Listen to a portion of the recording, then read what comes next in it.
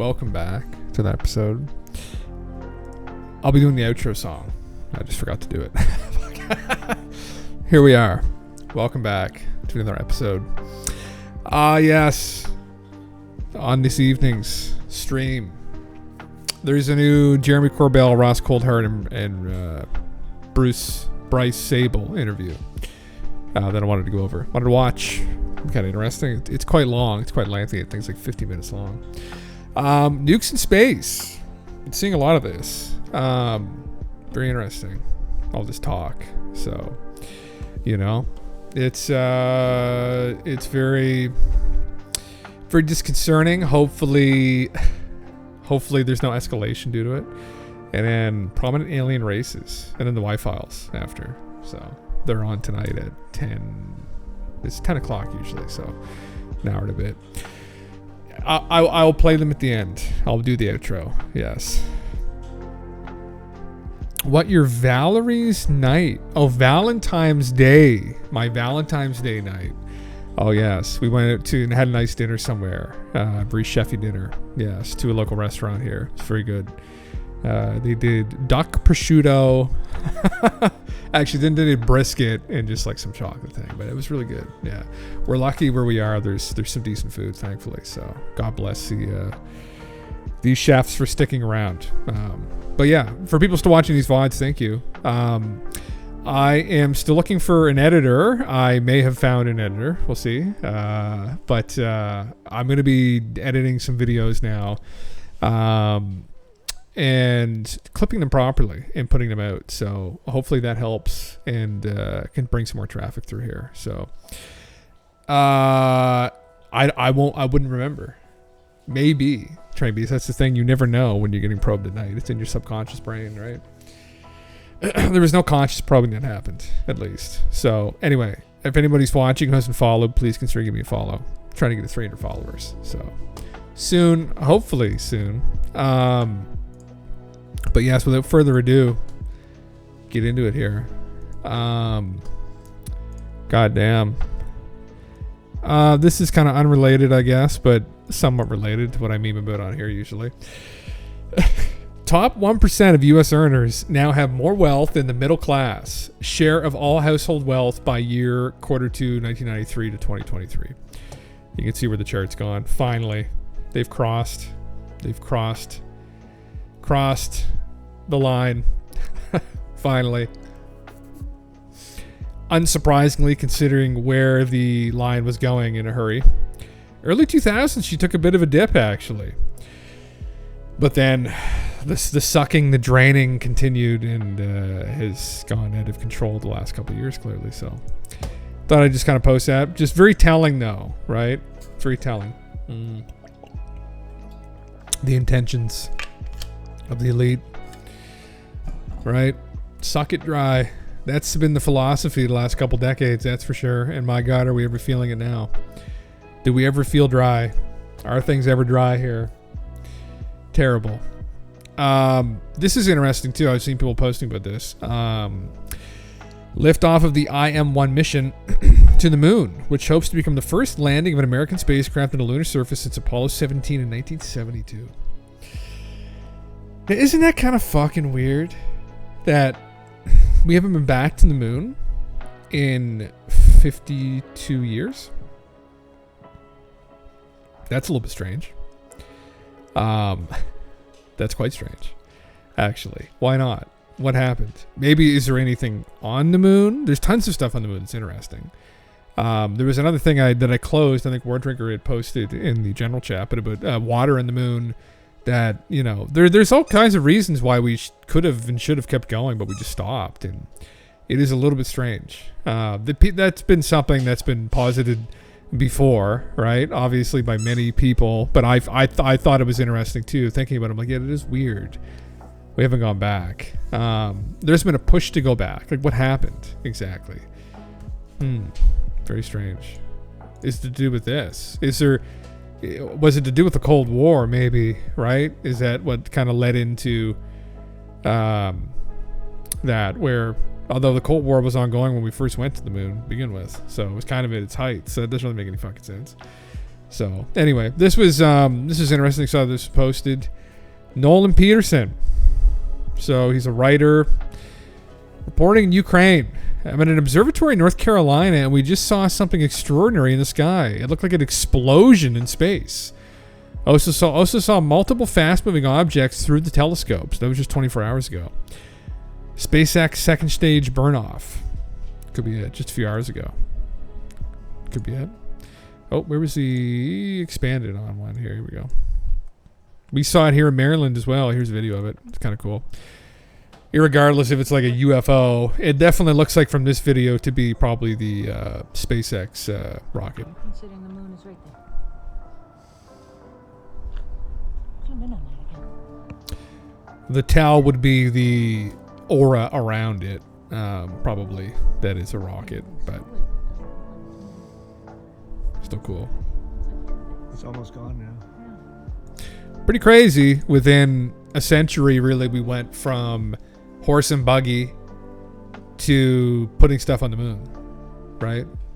And it's crazy. It's going to be coming up on maybe the next couple decades, another century, where we went on the moon or were engaged in space travel, and then what the fuck have we been doing? We desperately need another leap, right? I guess things have been kind of exponentially moving maybe with computers and whatnot, but maybe there's just going to be that jump one year where we're like, holy fuck, now we can traverse the solar system, right? In minutes. Maybe that's going to happen. Yeah. Oh, that's interesting. Spintronics. Maybe. How will it happen? How will we traverse the solar system? Is it going to be like alien tech? Are we going to figure something out that got donated by someone from somewhere else? Maybe. If we don't all blow each other up. So in regards to that, after reading classified report in Skiff, Eric Burleson says Mike Turner's overreacting on Russian pro-space capabilities, but agrees it should be declassified. We did have Lou Elizondo today. It was really good. Exclusively tells Ask a Poll. What they presented is very similar to what Dave Grush was presenting. Very interesting. I'm working on it right now. I've got something up my sleeve. I don't want to talk. I'll keep you informed because I got a big thing that I'm going to announce. UAP related? He said yes. Oh my. What could it be? Is it going to be the Bob Lazar's education records? Going to be something spicy? I think we're all just waiting for something big.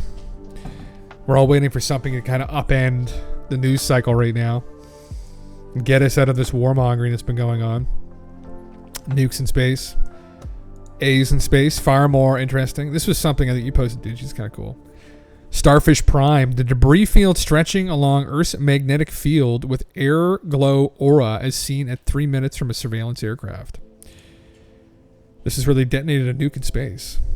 It was a high-altitude nuclear test conducted by the United States. A joint effort from these different agencies. It was launched from Johnston Atoll in 1962, July 9th, and was the largest nuclear test conducted in outer space.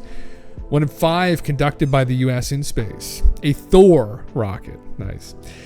Carrying a W-49 thermonuclear warhead designed at Los Alamos. And a Mark II reentry vehicle was launched from Johnston Atoll in the Pacific Ocean, about 900 miles west-southwest of Hawaii. Explosion took place at an altitude of 250 miles, above a point 19 miles southwest of Johnston Atoll, the Operation Fishbowl.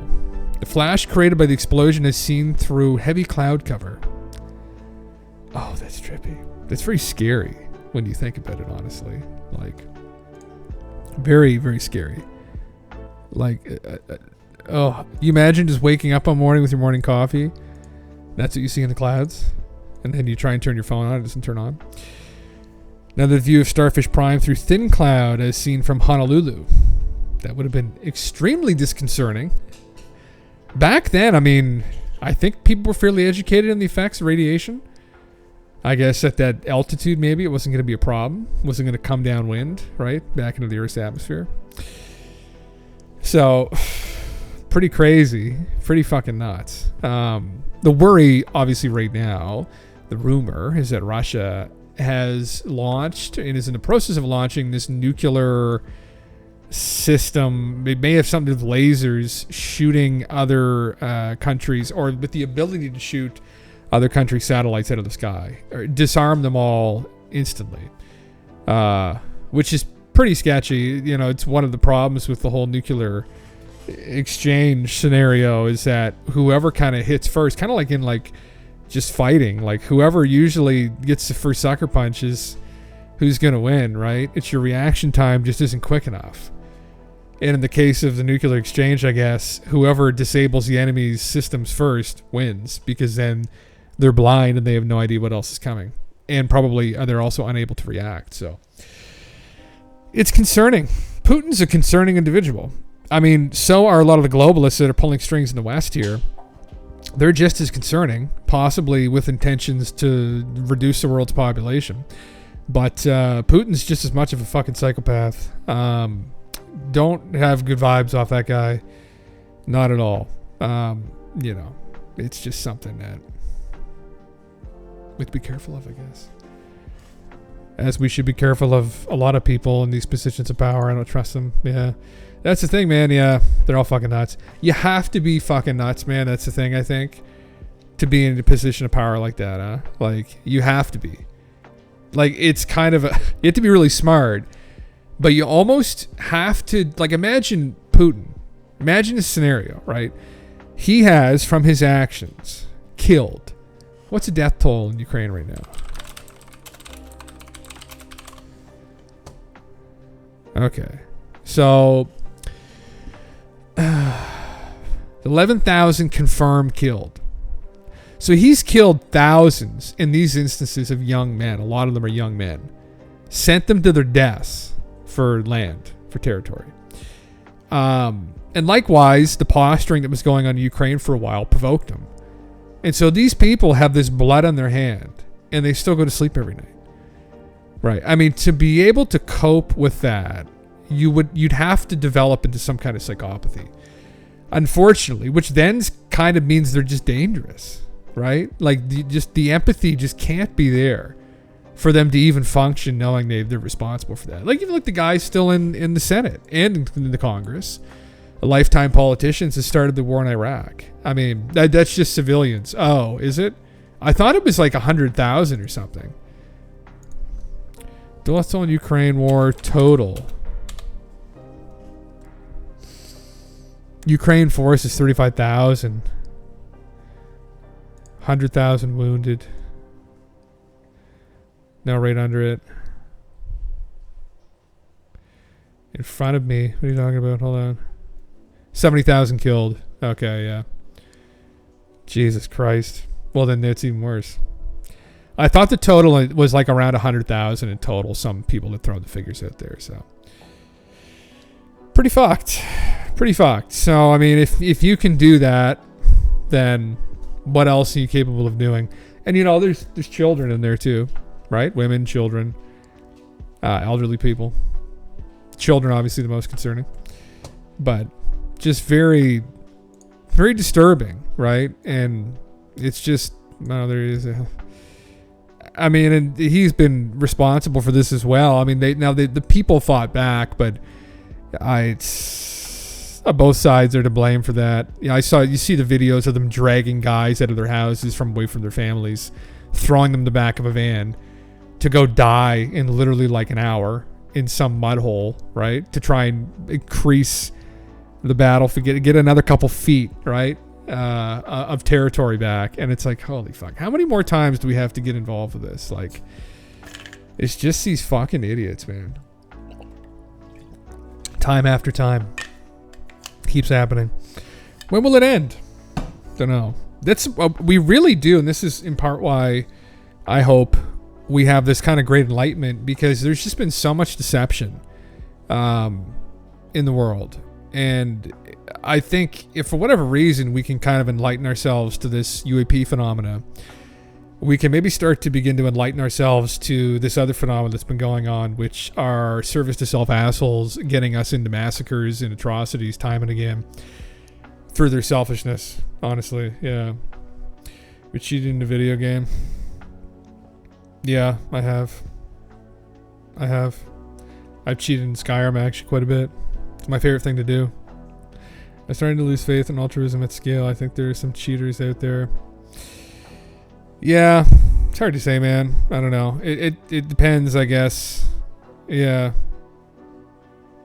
I mean, I think for most I think most people are good personally from what I've encountered, but I've encountered everyone, I guess.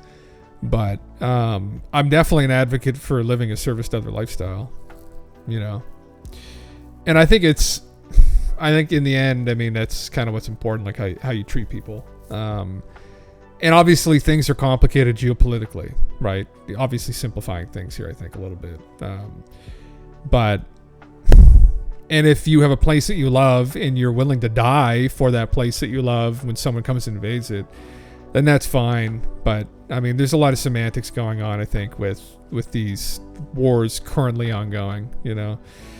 I think that maybe some rich people don't have real problems, so they gamify things that result in problems for the poor, and in that context, it's easy to cheat. Yeah, that's a good point. Yeah. A real problem for the poor. Yeah, that's a good point. Yeah. I cut a corner to say if I get a new car, for example. Yeah. How does that relate to, I guess so. Let me read what you said again. I think some people real promise. Yeah. Oh, maybe that's what it is. So maybe they're starting these wars for kind of just, it's kind of like menial things. It's like, oh, well, Putin's excuse for going and doing this was because originally Ukraine was a part of kind of the Soviet Union and kind of a part of this Russian territory. So, and there were areas of Ukraine that were still pro-Russia. And so they wanted to come in and liberate those areas that were pro-Russian.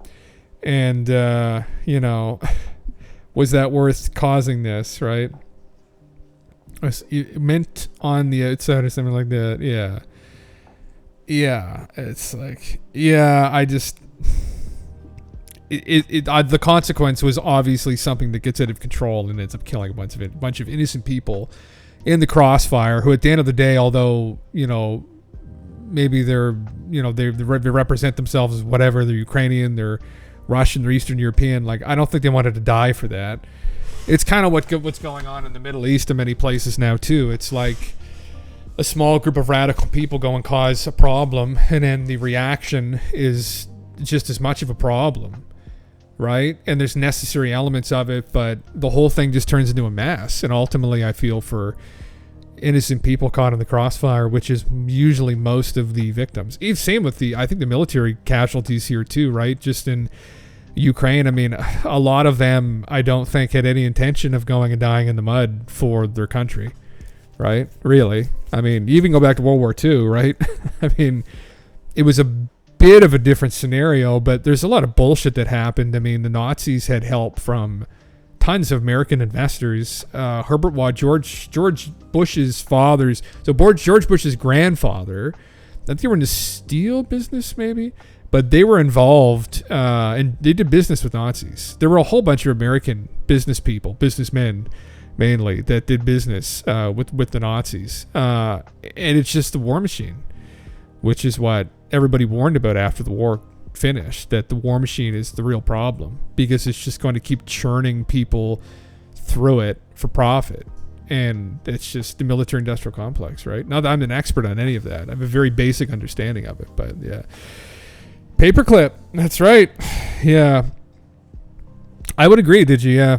Well, I think we're all on the kind of the same page, right? I mean, I would 100% agree. I think that's exactly the problem. It's like, how do you contend with these people? Like, yeah. The Iceman always wins. Welcome, brother. Welcome. But how do you deal with these people? Like, how do you contend with? And it is evil, right? Ultimately, I mean, they're wealthy, but it's this just strong service to self attitude here. I think that's at play. But just complete disregard for everyone other than themselves. Like, go get yours or something. I think I would definitely advocate for living the service to other lifestyle. Like, you know, be loving. Just that ultimately those acts, because so many of us are powerless to really affect any change. But I think treating people well is the first place to start. I'm absolutely an advocate for that in everything that you do. And that is sometimes all that we can really do to foster just a better environment. The problem is that's not going to stop these idiots from creating conflict and undermining our democracies. But it just creates it's positivity versus negativity, maybe. Ultimately, hopefully, in the end, that wins out somehow. Yeah. Oh, just memeing, man. Just fucking memeing. I was just going over the nuclear bomb that got detonated up in space. We're kind of talking just briefly here about the whole space meme with Russia potentially putting into orbit some kind of nuclear satellite killer. And so this was a bomb they detonated in 1962. Just looking at that, and then somehow got talking about casualties in Ukraine and just assholes starting war, right? And killing people, killing innocent people. Yeah. It seems heavily versatile. Yeah. Yeah. I'll get back onto the meme UFO stuff. The fun talk. We've got multiple U.S. military whistleblowers saying there's video of UFOs shooting down a nuke with a laser beam. So I just covered this last night. I thought this art was funny, though. Clearly some AI art or something that's been done here. But this is Bob Jacobs, I think. His account. We were just watching him on Bill Nye last night, and it's being talked about by everybody now. It's funny, it's just caught distraction again, right? It's the conversation keeps going. Multiple U.S. military whistleblowers reveal how a disc-shaped UFO intercepted nuclear missile and disabled it with laser beams in midair over California. This is back in the 1960s. Very interesting. Very interesting. I mean, it just continues to, continues to grow, I guess. The conversation continues to move along. But obviously we're still kind of reaching for more, personally. In regards to this, what we got on here? Oh, fuck. For some memes. Hubcaps do not account for most UFO sightings, but the do probably account for a few takes. They do probably account for a few takes. So Mick saying that probably a couple UFOs are hubcaps. Thank you, brother. I didn't realize that. Really? That one I saw was a hubcap, though, right? I was hallucinating, and it was a hubcap, right? Yeah, okay. Yeah, I was hallucinating. Oh, okay. Thank you. Mm-hmm. Yes, must have been a hubcap up in space. Yeah. I mean, this is like a Billy Meyer level fucking meme here. I mean, and it's one of those things. I think it's like, those YouTube channels that tailor themselves talking to like young kids, and they talk to them like, yes, and the moon isn't made out of cheese. And if you want to like tailor yourself talking to children or talking in a condescending way to children, then that's fine. I mean, that's just your shtick, I guess. But I don't fucking know, man. I mean, it's for yeah. I just don't know what to say to that. I'm not extremely informed in the whole UFO and conspiracy world. Philosophy is more my realm of expertise. In all honesty, Risky. Welcome, brother. What kind of philosophy you into? What do you like? Metaphysics, theory of knowledge, epistemology, right? Do you like ontological arguments about God, religion, arguing about religion, but the Holy Trinity, but the Holy Ghost? Yeah, I haven't talked about a whole lot of philosophy here in a little while. I mean, I try and mix it together, I guess. Like, I talk about a lot of metaphysical things. Metaphysics in philosophy is a bit different, really, than like kind of metaphysical things you might run into in ufological phenomena, I guess. But it's kind of changing. The definition's evolving a little bit. Because the deduction stuff, which is all woo, it gets into, kind of some of the arguments about consciousness, nature of consciousness, true nature of consciousness, and manipulation of people's consciousness, all that stuff, right? Which is very interesting, and which is what attracted me to it initially, honestly, because I was a fan of like metaphysical arguments in philosophy and philosophy of mind too, right? Yeah, so it's a tinfoil hattery all around. Hell yeah, brother. Ontological shock absorption. You won't be happy with me, and I know it's a foolish philosophy in all honesty, but it's the one that feels more me. Absurdism.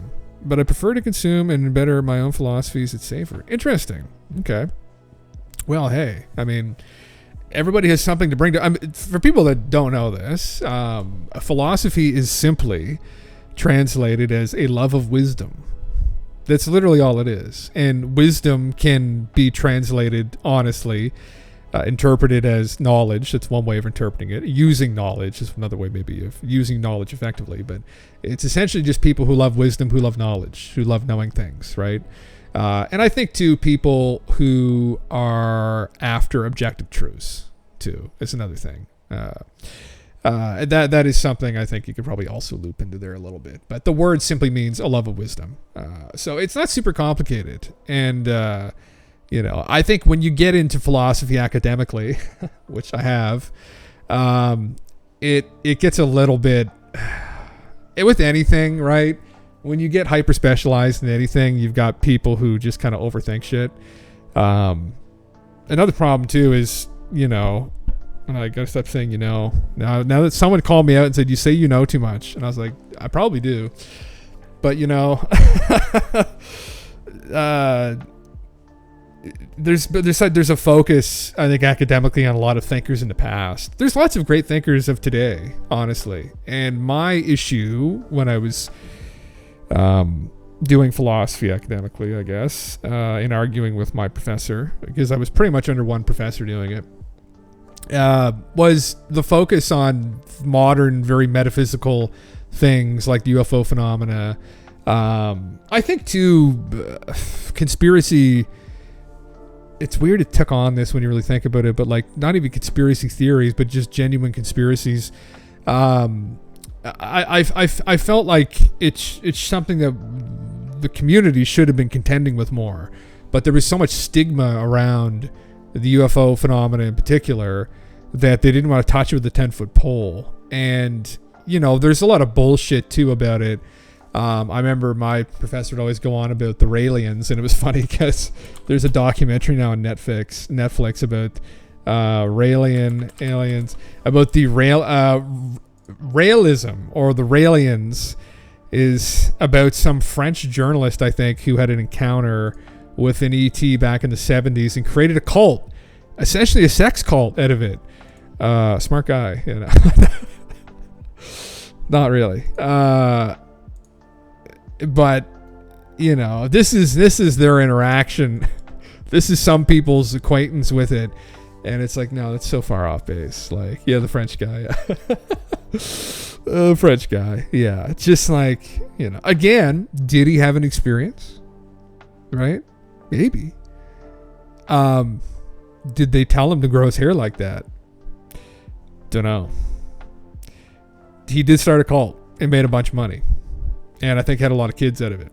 So, philosophy that really happened naturally, I call it superiorism. It's the process of believing you are better than everyone else as well. But I know it sounds egotistical, but let's clear with the difference between one's ego and confidence. I think both are often used in the same manner, but they really aren't the same. But I keep that philosophy to myself because I believe it could be a dangerous way to deal with insecurities if it fell into the wrong hands. Okay. You think it's called superiorism. Believing you're better than everyone else. Interesting. Yeah, that could potentially get out of hand, depending on what that entails. There's another way to I don't know what this entails, honestly, but I mean, that's a part of, I know, a psychological phenomena called narcissism that I've encountered in many people, actually. And you run into that with a lot of academics, too, with smart people who are good at thinking, and they can outthink maybe a lot of people they encounter, that they then start to think that they are the best and can outthink literally everyone, and that their arguments are completely flawless, and that there's nothing left to learn because they figured everything else out. And then you just become lost in your own bullshit and never end up really growing, and that's extremely problematic. And I've run into that with many people over the years. Although I have to say, people I've run into in philosophy have been pretty good. Philosophy as a discipline is kind of an outcast discipline, honestly. So, it's not as much of a worry there usually. But his whole pitch is that UFOs needed internationally free airspace to land, so he wanted to create the landing zone of thinkers.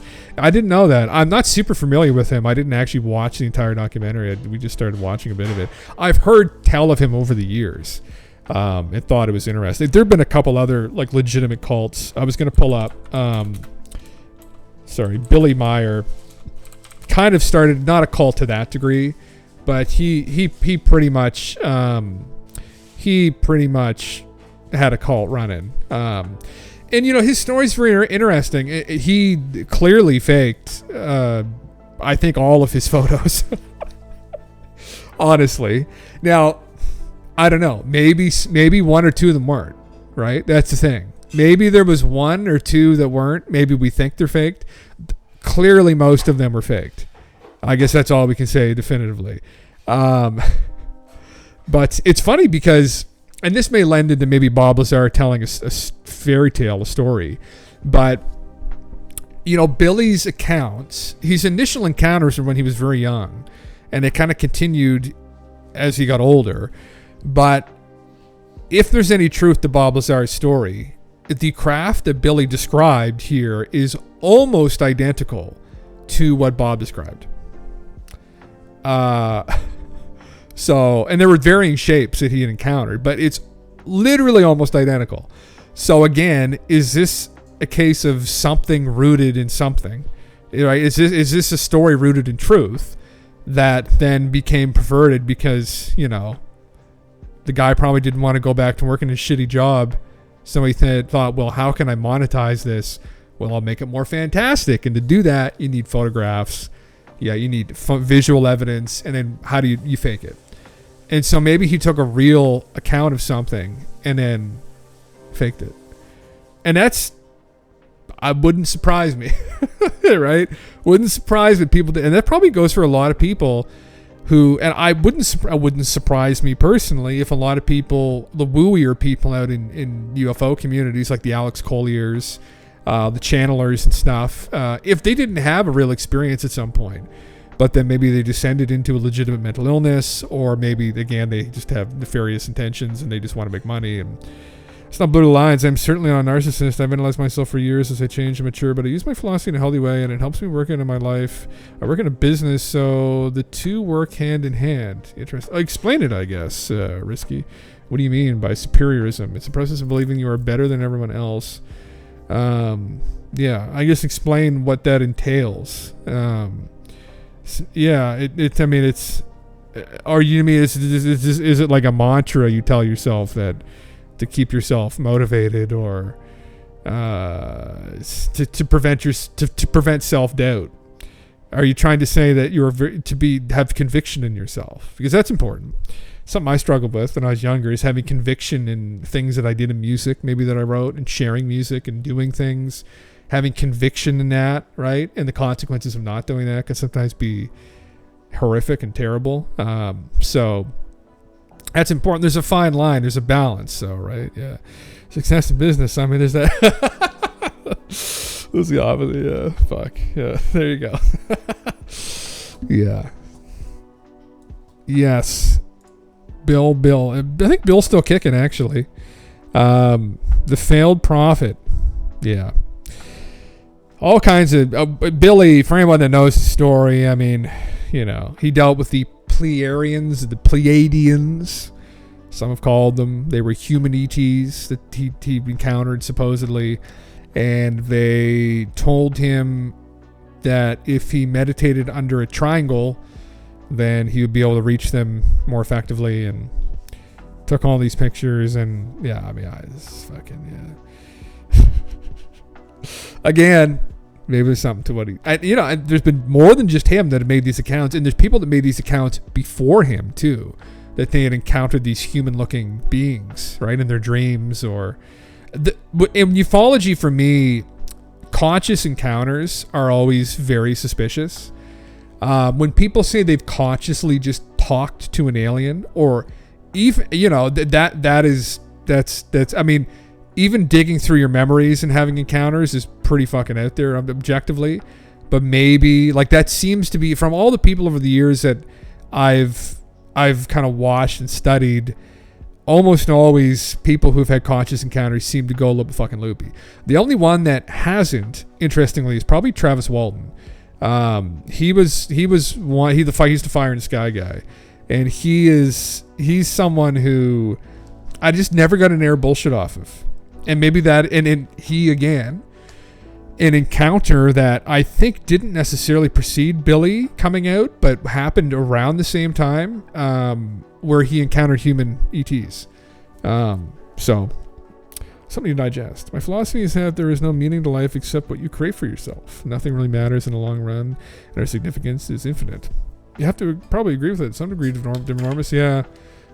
Maybe it's, the meaning to life is, kind of what you want to get out of it ultimately, right?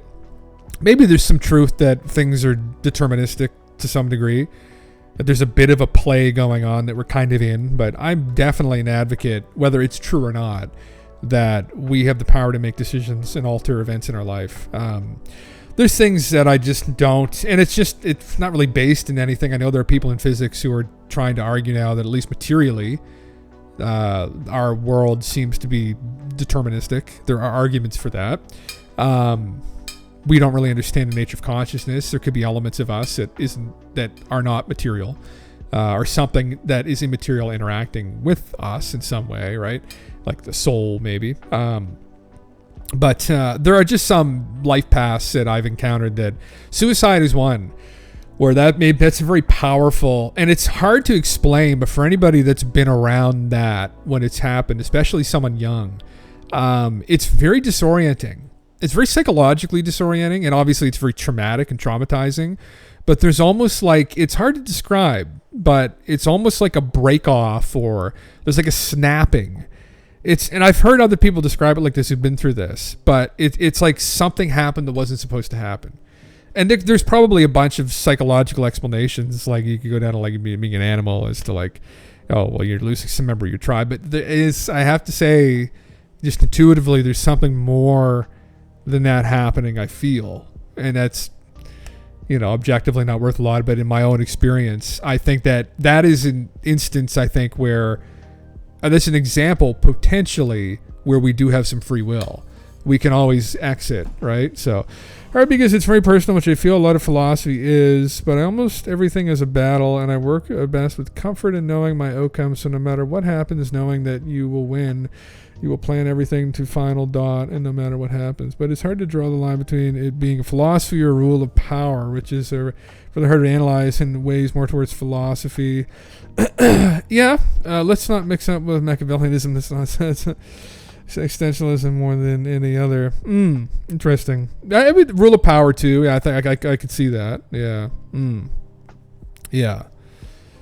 Yes. Very interesting. Yeah. I mean, whatever guides everyone's lives. I mean, some people, religions have had a strong influence in trying to dictate, ethics to people, and to some degree they had some success, I guess. There've been prophets, and the church turned them into magicians, I guess, right? Which is fantastical, and people love fairy tales, right? Turning water into wine, walking on water, resurrecting from the dead. What else did he do? The famous one, old fucking JC there.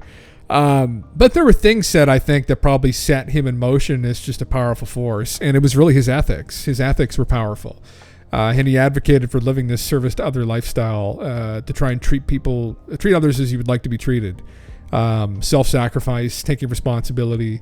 And it's hard to differentiate between the character Jesus and what the Jesus was like, and to be completely, maybe that guy lived, there's, it's hard to say. It's hard to say if he lived or not. There's some scholars who are fairly convicted that he was a real person. But there were lots of prophets wandering around at that time named Jeshua. But maybe there's one that stood out, that had that message that stood out. There was the Buddha and Muhammad too. And there's more evidence for Buddha actually being a real person. And I believe Muhammad as well. Jesus is kind of the more contentious one as far as I'm aware.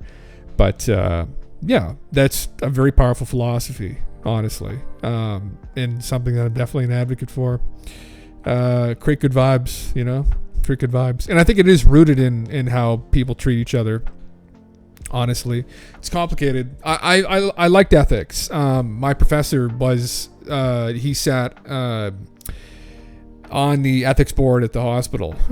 He was the head ethics guy, right? So if there was a decision that had to be made to take someone off life support and they didn't have any family members or any advocates, maybe he would have to be one they'd go and defer to be like, well, should we take this person off? What should we do in this scenario? And it's kind of interesting. I mean, that's where, if you want to become a professional philosopher, you end up making those kinds of decisions. But that's kind of what he studied, what he was good at, and having lots of discussions with him about this stuff over the years. And I had a couple of really good classes where like very small roundtable discussions where the whole term was just talking about cases, right, in medicine where complicated cases, right, ethically complicated cases, and trying to orient yourself properly and to the greater, the higher good, right, whatever that may be.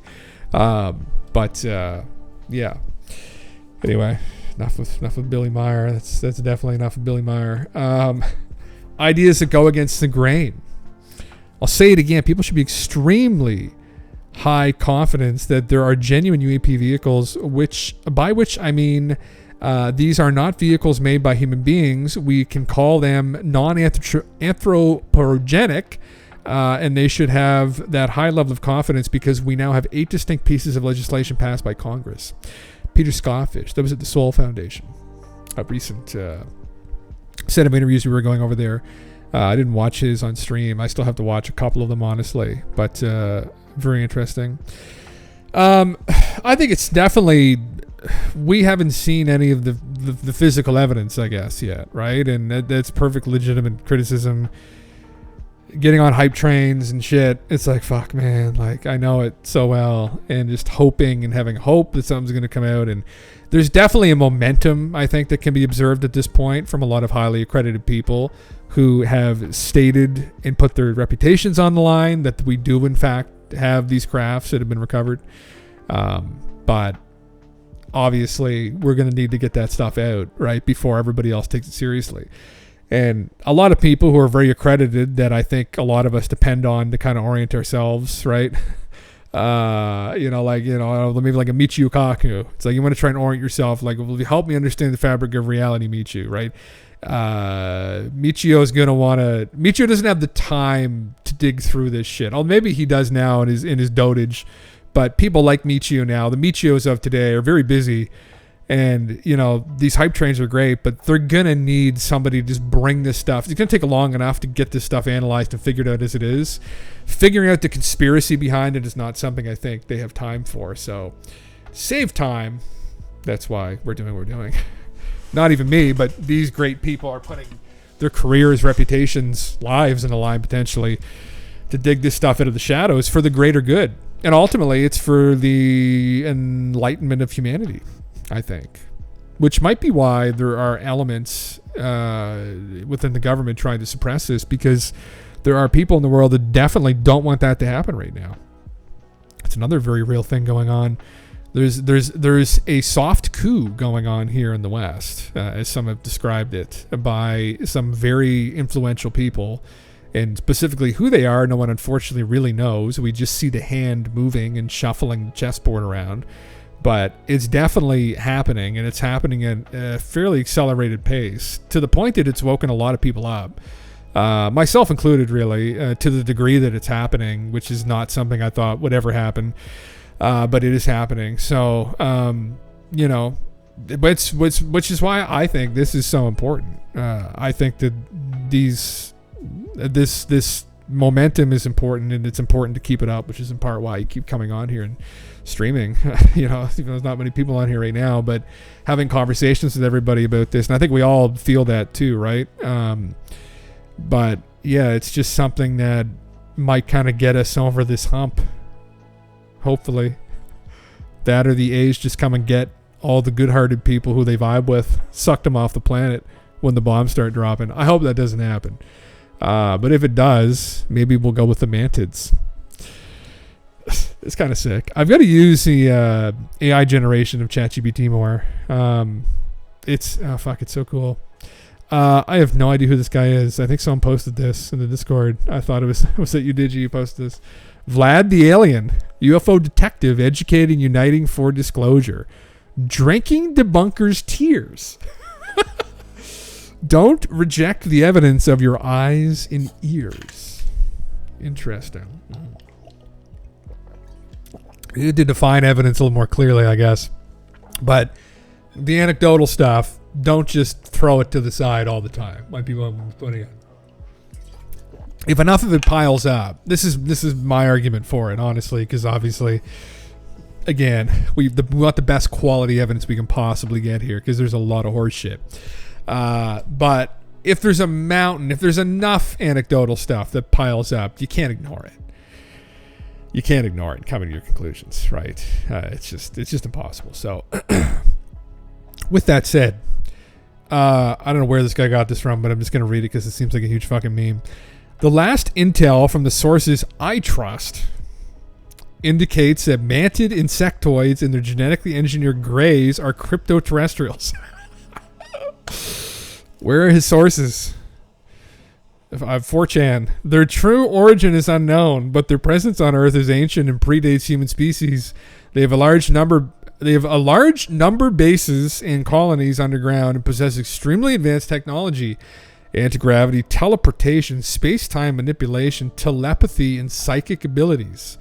They are the ones involved in abductions and secret agreements, with governments. The scariest part is that they are a predatory hive mind species and consider humans to be their property. When they were asked about their relationship to humans, they replied, "Same as your relationship to your garden." They are forcing secrecy because it plays in their favor by limiting situational awareness of their prey, us. They're masterful deceivers, telling abductees that they come from other star systems to awaken and upgrade humanity, hiding their true location and intention.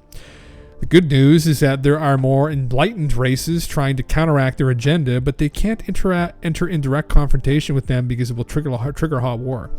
This could be a reason why benevolent races haven't publicly announced themselves, as disclosure would be crossing a red line for these insectoids.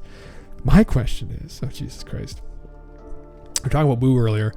My question is, what can we do in this situation? We're stuck in between powerful forces in conflict. Our technology and knowledge doesn't even come close to their level. Mantids operate as a hive mind, have no emotions, and consider humanity to be their property. We can't appeal to their empathy, as they simply lack it. Should we ally with more benevolent species, hoping they would protect us? But how do we know that we're not being played by a good cop, bad cop scenario? Unfortunately, humanity is blind like a deer in the headlights of our governments betrayed us. And our governments betrayed us and chose to align with a predatory race. Will they disclose that they sold us off to be abducted at will? How will humanity react to knowledge that huge goddamn insectoids live underground and are preying on us? What is the way out of this? Our predicament is truly somber. Our predicament is fucking terrifying, not somber by the way you've described this. People are asking about sources. As they will, yes. Here we go. So this is why this is about critical thinking, which is something that philosophy advocates for. One thing that philosophy is very good at is critical thinking, learning to think critically, right? Because thinking is a skill. Thinking well is definitely a skill, right? The main source of this info is Dr. Anton Amvlov, a prominent Russian UFO researcher. You can watch his interview with Michael Sala on YouTube. He also has a mantid autopsy report, which I'm trying to get my hands on. Michael Sala is completely out to fucking lunch. And almost all the conversations he has with people are fucking completely nuts. So, there's a lot of bullshit artists out there, and This guy has no direct knowledge of any of this, unfortunately. Like, he doesn't know any of it. But the problem is, I think sometimes we like to tell ourselves we know. We like to be grounded, right? And there's also an element, I think, of power involved sometimes in like reading and digesting all this stuff and being like, oh, well, I know these things that you don't know, and I've got all this knowledge on this. And like, well, like, objectively, what is it worth, really? Like, to what degree do you know? Right, like, I heard it from Michael Sala. It's like, okay, like, how credible is Michael Sala? What has Michael Sala written, right? Yeah, what does Michael Sala do? Who does Michael Sala talk with? Where does Michael Sala get his information from? It's like, well, doesn't have a great track record here. He's the author of the Secret Space Program book series and a pioneer in the field of exopolitics. Now, he is fairly accredited. He did do a dissertation and get his PhD sponsored by someone in political science. He was working with the UN at some point, and his intention is to try and create this field of exopolitics where he can reach out to the A's politically at some point. But he's just one of these guy TV people who just like spew shit. It's like that guy that does the whole fucking what is it again? Emerald Tablet of Thoth. Oh, Billy Carson. Does the whole fucking like, you know, I mean, the book cover looks sick, bro. Fucking, you know, here's Thoth, jacked as fuck, like bird face, looks like a hardcore wizard. And the Emerald Tablet of Thoth was a rumor in medieval times that alchemists had access to, something out of Egypt that had all these crazy alchemical solutions. It was like a meme back in medieval times.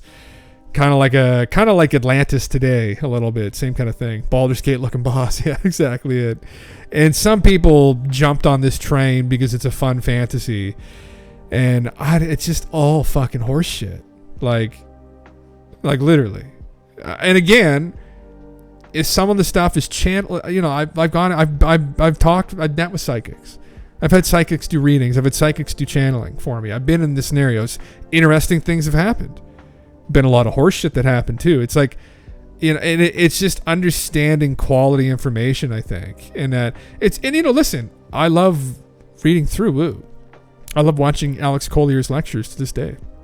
I know he's probably schizophrenic, but great fucking stories, man. Like, I vibe with it. I don't know it's probably not good, but I just love his energy. He's a great storyteller. And I think to some degree that's kind of what's going on with some of these people, is why they're so captivating. I get it. I've watched some of Billy Carson's interviews. He's a good looking guy. He can speak very well. He's a great voice. It's very mesmerizing. He's a good storyteller. But at the end of the day, this is not what we need in this sphere sometimes, where we're trying to get very accredited, very disciplined intellectuals involved, take this seriously. Michael Sala is not a source, but anyway, I know everyone here probably fucking knows that anyway. Just for me to harp on it, because now I'll read the rest of this. So Ed Cormack is very knowledgeable on this topic too and provide additional sources.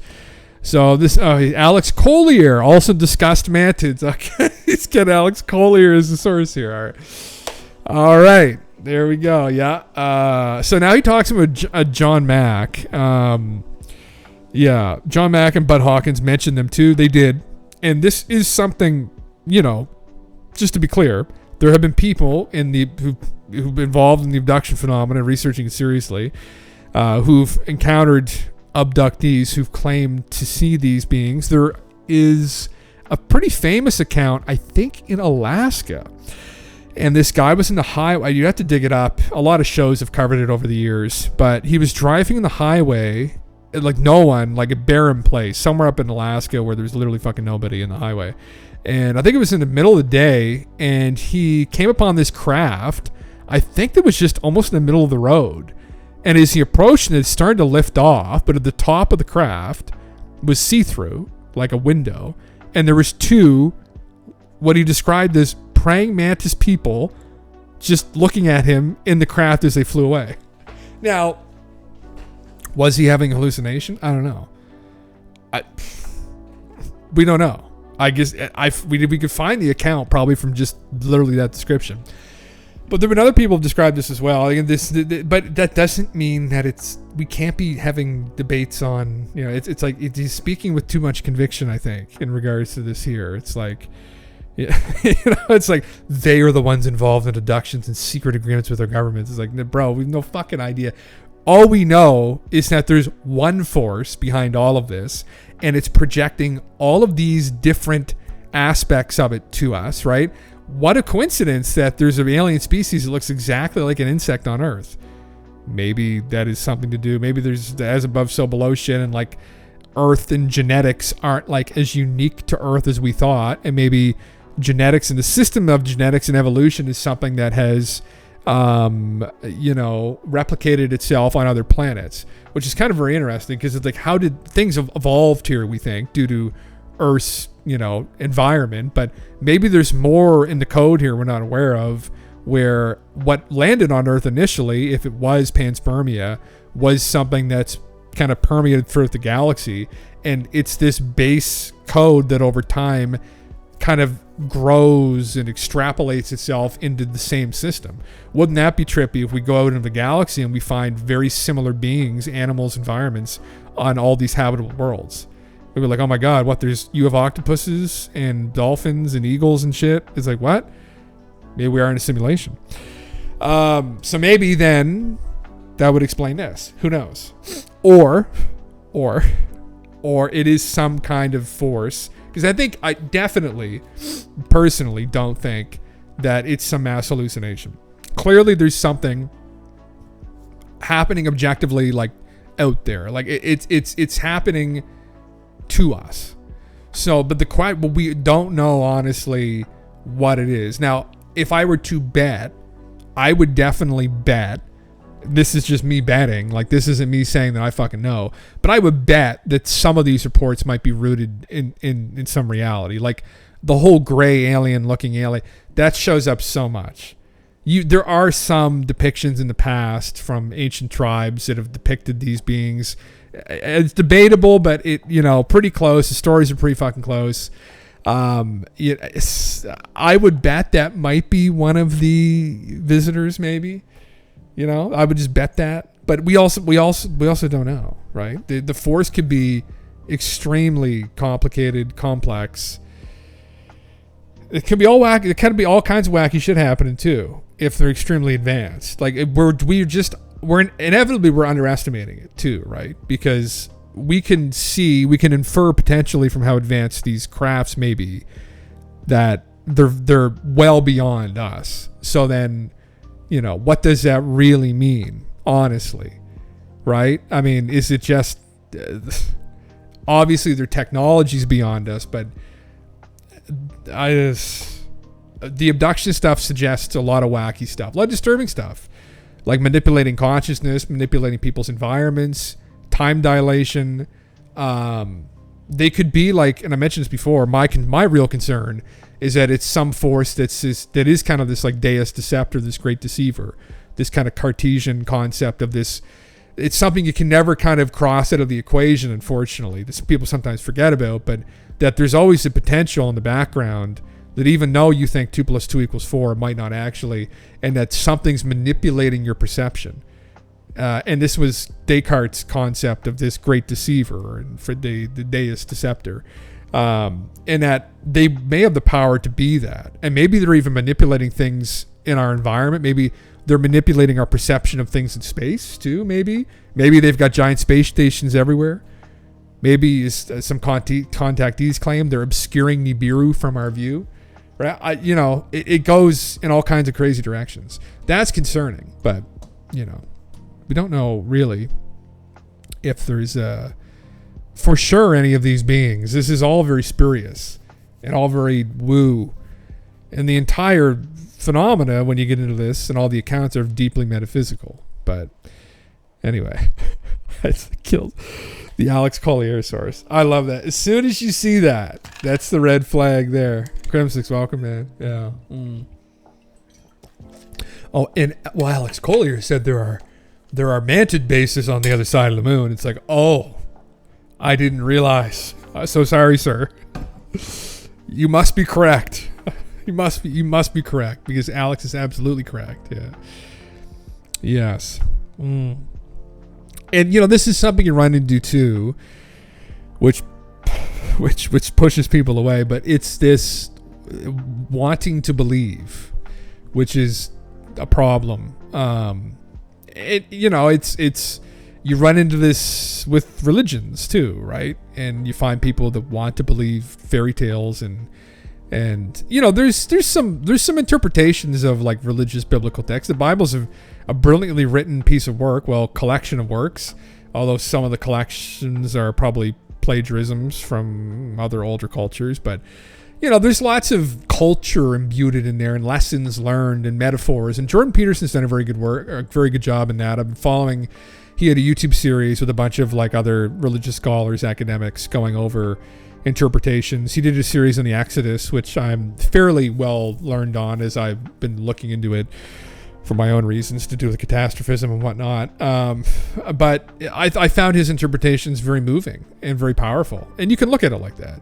But there's people too that just want to kind of believe in the fantasy, and there's an escapism in there, I think. And you find that a lot with this, where people are digging into this, are getting into this and digging deep into it because they're trying to escape from reality, because reality sucks. And I know that very well, because again, when I was in my late teens, early 20s, sitting watching all these woo people, it was a great form of escapism, and it was a great what if too. It's very tantalizing, right, to think that you're listening to a guy that's spoken with these ETs from some other star system that are infinitely wiser than us, and they've told him all of these secrets about the world, and like you're getting that perspective. Like, that's crazy. And that wonder is what always kept me involved in the woo, where it's like, well, there's nothing really to corroborate this, but what if he's telling the truth,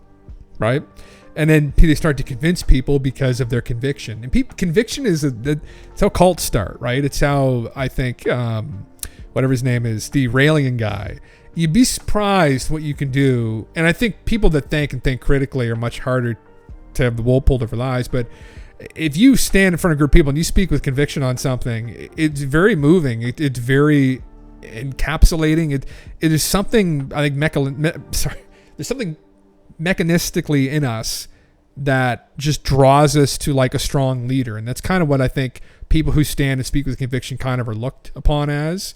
It's like, and you kind of gravitate towards them, and they almost have an aura about them. And you run into this in this sphere with someone who gets in front of a room of like fucking 500 people and says, I've been abducted by aliens and they've told me all the great secrets. It's like, you've either got to be fucking insane or something happened and you got a fuckload of courage, right? And it's like, you don't want to really believe in the first one initially, so it's the second one. You're like, and it's for incaps, and they're very good at speaking too. It's, I can see, I've seen it over the years in some of these people, and I've started to understand how cults form. You go over the nukes in space already? Yeah, a little bit. Crimsix, yeah, pretty trippy, pretty disconcerting. Maybe the Mantids will disarm them for us. Maybe that's who's gonna figure this all out. Who's going to put an end to this chaos. But yeah, I kind of did a bit. Yeah, very, very unsettling stuff. But yeah, it's it's a meme. Yeah, because there's what's the Kessler syndrome? I'm not familiar. I know the Billy Meyer syndrome or the Alex Collier syndrome. Yeah, I think I've watched Alex Collier on here before, haven't I? Alex Collier. People that don't know he's not like super well known now. There's really not a piece. He had this guy with the crazy hair, like the sick mullet, the receding mullet. He had like the Paul Heyman going on. I don't know anyone who's Paul. I grew up watching wrestling. Paul Heyman had like the most ridiculous fucking haircut. Like, he had this like fucking like, oh, where's the Paul Heyman? Where's the ponytail? He had like his entire head had receded, but he had this like sick. It's funny. He just became known for it. He just had this like ponytail in the back, like this little party piece in the back that he just held on to. Like, if I ever start losing my hair like that, you better fucking goddamn believe that's what I'm doing with my hair. Because why the fuck not? The balls of that man. Like, right here. He was just like, it's not going away. He's like, I am not going to lose it. It's always going to be there. Hulk Hogan did the same thing. Alex had the same deal going on. He just, nope. He's just like, nope. Not balding, right? Or I'm not letting go, right? What satellite gets destroyed is to be able to destroy others and so on. This pretty much can prevent us from launching stuff in orbit because it will get destroyed by... Oh, shit. I didn't know about that. That'd be fucked. Be some kind of way to just completely fuck everything in space. Oh, man. Oh, that's extremely disturbing. Hopefully that doesn't happen. Oh, fuck. There's another still of him there. Oh, God. Man, these videos back in the day. Sitting with some of the boys and just being like, holy fuck, what is this? What is... He's still doing it. He's still doing it. He's still up here, still doing it. Ah, God. Makes you wonder, did he actually speak with the Andromedans? I don't think they're... Will they show Andromedan? It's such like a bit of an obscure meme. They're the blue people. Oh, here he is more recently. There you go. Oh, looking like an old wizard there now. Still hanging on to that cut, you know. Don't let it go, bud. Jesus Christ. This is something until recently, the absence of LiDAR scans, a little bit shifting some gears slightly, and GPR beneath key structures added to the mystery in Egypt. The SAR initiative via satellite scans revealed connections between the pyramids and the canal, supporting the theories of ancient subterranean construction. Here you can see some of those subterranean constructions here. Very interesting. All the new info is coming out. It's, you know, this is an enigma kind of in plain sight. This whole site. I would love to go and visit Giza if Egypt wasn't so fucked up, honestly. I think it's a bit better now, but it was pretty fucked there for a while. And it's expensive to travel that far. But I would love to see it someday in person and walk through the Great Pyramid. I fucked up. I was going to link this and I don't know where it went, but there was a new tour someone did where they took like 360 like high-res pictures of inside the Great Pyramid, the entire tour, walking up through all the galleries, like the Queen's and the King's Chamber and whatnot. And I thought that would have been really cool to go over. But it's so strange. The entire site is so strange. It's one of those things that I think just kind of confronts us.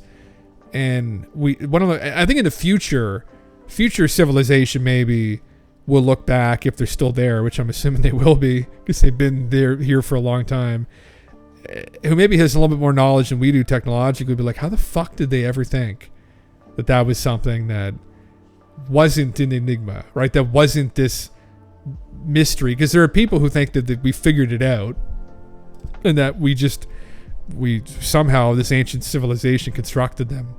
There's clearly more going on. Whether I'm not, to say it was aliens is very audacious, because there's literally nothing in their culture to state that's what happened. There's no glyphs on the walls of the gods building the pyramid or anything. There's no mention of it, I don't think. They're literally nothing. So, sorry. Now in Mesopotamia, you do have stories of the gods of the Anunnaki building structures and whatnot, but they're like ziggurats. They're different. They're not pyramids. They're megalithic structures, but not on this scale. So cool. It's cool. We're still learning about it too, right? That's the cool thing. A Japanese company volunteered to build a scaled down copy of the Great Pyramid of Giza. The use of construction methods. As a result, all process or action has taken 1 year. After completion of the pyramid, the head of the project said they now know how the pyramids were not built. We now realize that this is not the way, and this is not how they did it. It's a crazy thing too about this is not a very good photo, but have you ever seen recreations of the Giza Plateau, what it supposedly looked like? Oh really? Oh fuck yeah, man, that's funny as shit. They were covered. They had outside stones that were white. I don't know if it wasn't marble, but they were polished and they were cover stones. You can still see some of them on the Great Pyramid, I think, but they're very worn now. But all the pyramids were white, and there was a capstone, and I don't know if they know exactly what it was, but some people postulated maybe it was gold. So these things at one point in history looked unbelievable, like. And from people that I've heard from who've been there, the scale is unimaginable in person. So you can imagine in ancient times coming upon that site before it was disturbed and destroyed, just how unreal it would have looked, beyond what even it looks like now. So, yeah.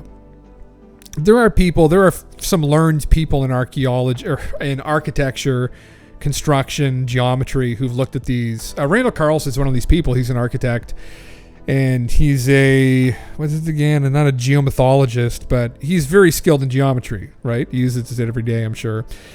And he's a very learned guy too. He's a very good scholar, and he's dug into some of the mysteries mathematically around the pyramids. And I think there's genuinely there's some stuff encoded into them clearly. It's beyond coincidence. I'm not super knowledgeable in those, but there's something to do with if you divide its base in a way, you effectively get like the diameter of the Earth.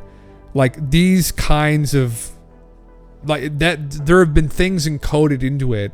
So when people looked at it mathematically, they were able to discern, oh shit, that's a huge coincidence. And know then, oh wait, no, that's impossible. That's not a coincidence because this and this and this has also happened. This was intentionally encoded into the construction so that people in the future would know that people in the past had some form of advanced mathematics. Clever, right? And it's something, again, that isn't very mainstream. There's debate on it, and the debate is usually implying that it's just a coincidence and that people are reaching and looking for these things, but I would disagree. Randall has on his podcast, Cosmographia, gone over these a couple times. I wish I was more learned on them and remembered specifically what they were, but it is very interesting. It's very compelling. Also, the other compelling thing too is the surface upon which the Giza Plateau was built was leveled, and this is entirely leveled to about the width of, I think, like a fingernail. It perfectly leveled.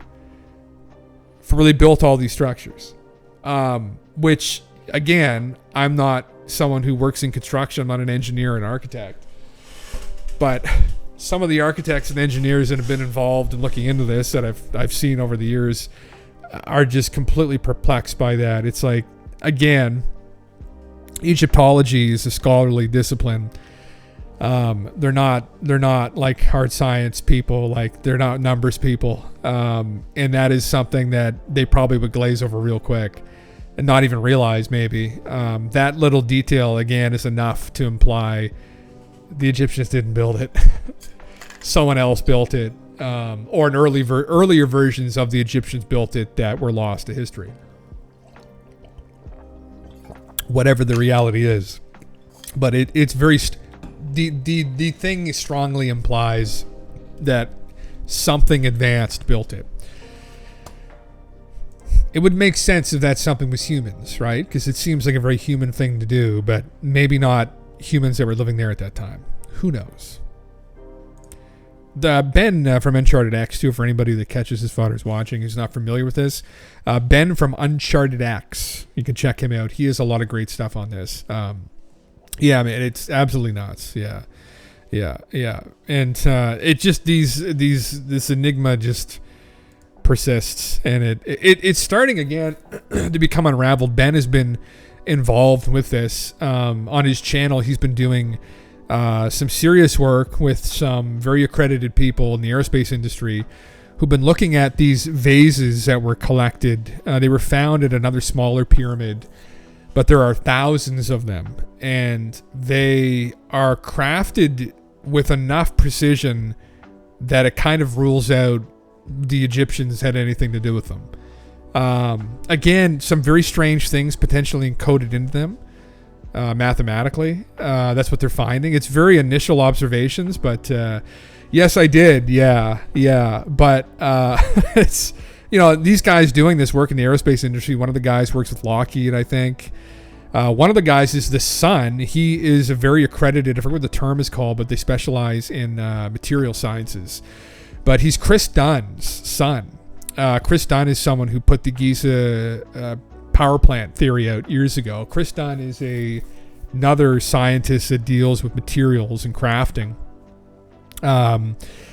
But they're involved in analyzing these vases, and others have got involved here, and the level of precision is indicative of some advanced civilization. I think they've shown that at this point. It's pretty definitive. What needs to catch up is, maybe some journals to get onto it. They just need to build their case more, but the initial results speak pretty strongly, effectively showing that these vases look like they were crafted with a level of precision you'd see in like a CNC machine now. Some crazy. I'll show you this actually. George, I should follow George Howard. He's part of the Kizugayo heads the Comet Research Group, the Cosmic Tusk. Here he is with Randall and Ben, actually. I don't know who these other two people are, but he's the Comet Research Group. They're the group he runs, the group of scientists that are looking into the Younger Dryas impact hypothesis, which is that a comet struck the North American ice sheet about 10 to 12,000 years ago and started melting it rapidly. But he had the fuck is this ad, Elon? The fuck? Where did he post this? Oh, right here. This is one of the vases, and the vase or vase has been shaped and carved down so finely that you can see light through it. That's how thinly carved the vase is, and I believe the vase to the top left of him may be diorite. Diorite on Mohs scale. I should pick up what I'm trying to say. Oh, where's diorite at? It's up towards diamond. Oh my god, come on now. It's very, very hard. And some of these materials they were using on the Mohs scale are up at like, I think what's steel Mohs scale. Steel is a 6.5. So you get into harder stones, you're getting into like diorite and some of these other substances. They're up beyond that, up at like an 8 to a 9.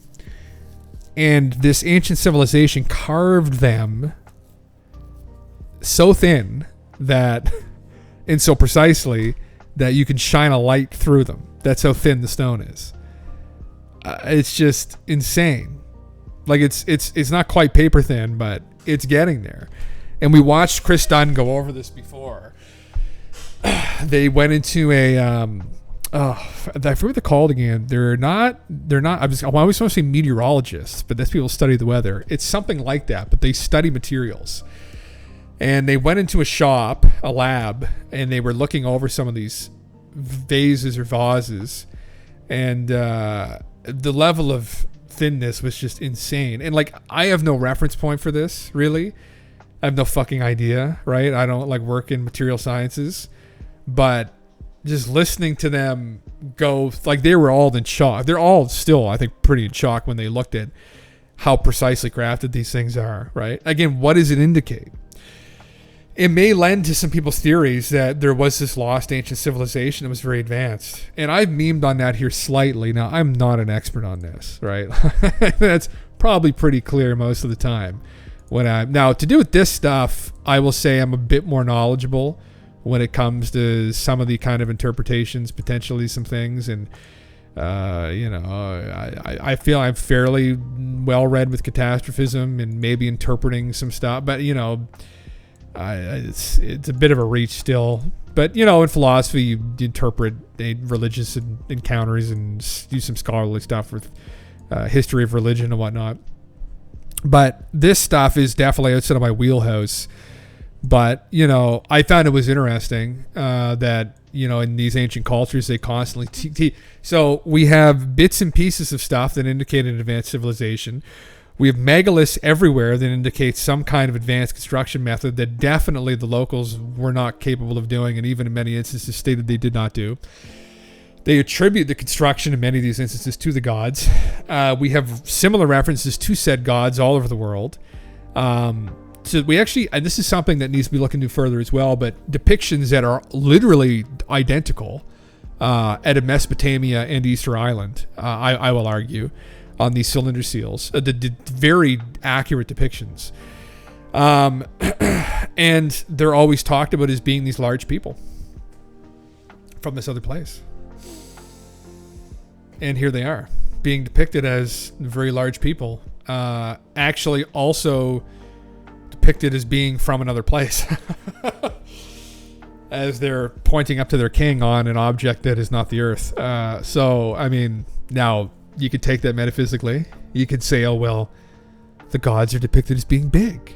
They were the gods. It's like, well, but why? Like, and why so specifically all the time out of Mesopotamia?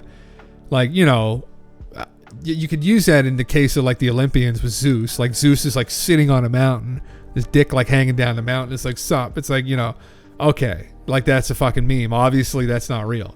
But these guys, and it's almost always guys, not always though, because Inanna or Ishtar, which I've shown him before, is shown, she was a woman, are depicted, and again, they're almost always the same size, like literally. And like I've shown this many times, but like in all these depictions, they're depicted as being about the same height. Now this is the other one that I show here. This is not necessarily depicting the height difference, but showing this object here. That's a depiction of potentially Oannes or this fish man.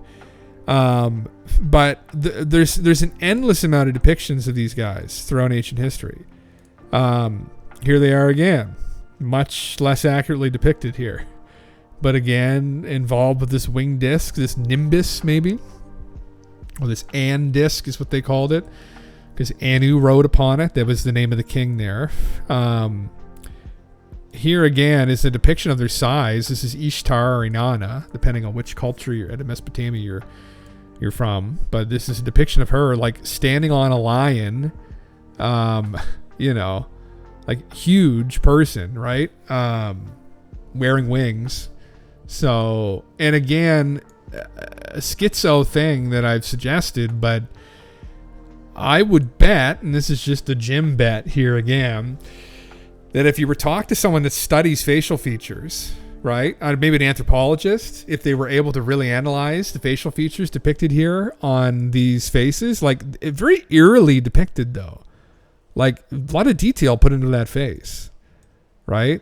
And we've done this before, but the Moai have very similar facial features. And again, I'm not an accredited person in these fields, so I know objectively my opinion on this isn't going to carry a lot of weight. But where's the Moai head again that we had here? Here's the Easter Island heads, right? For comparison, where...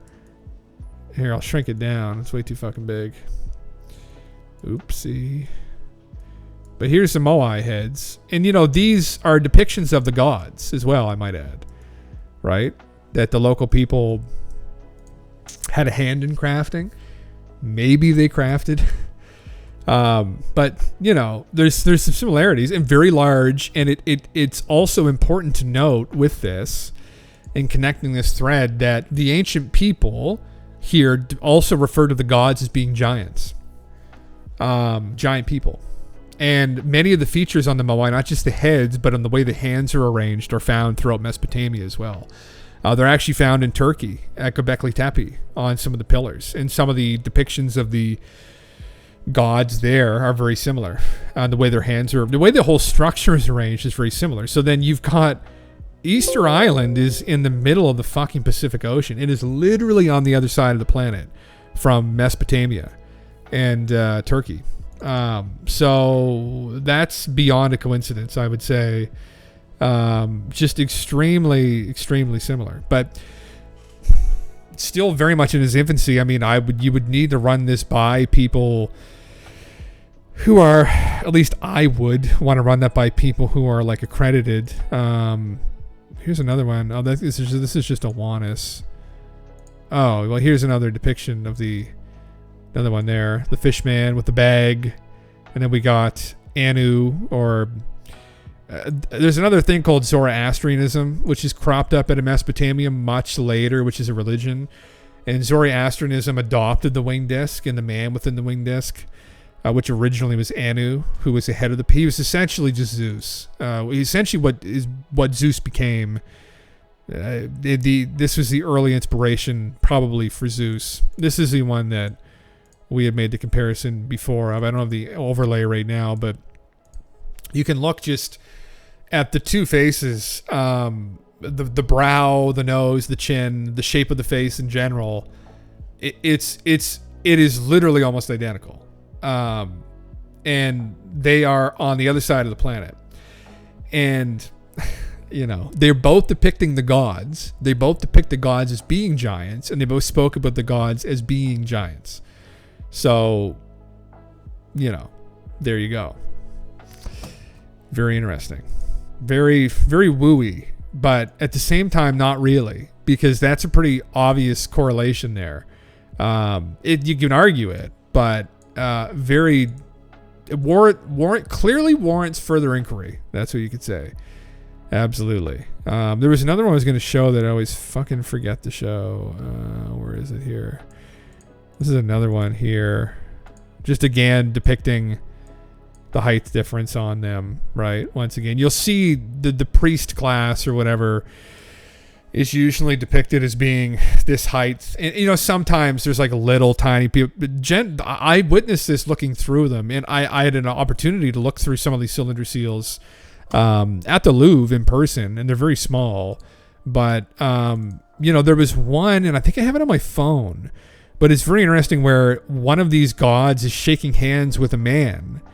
And same height difference, and it's such a weird consistency.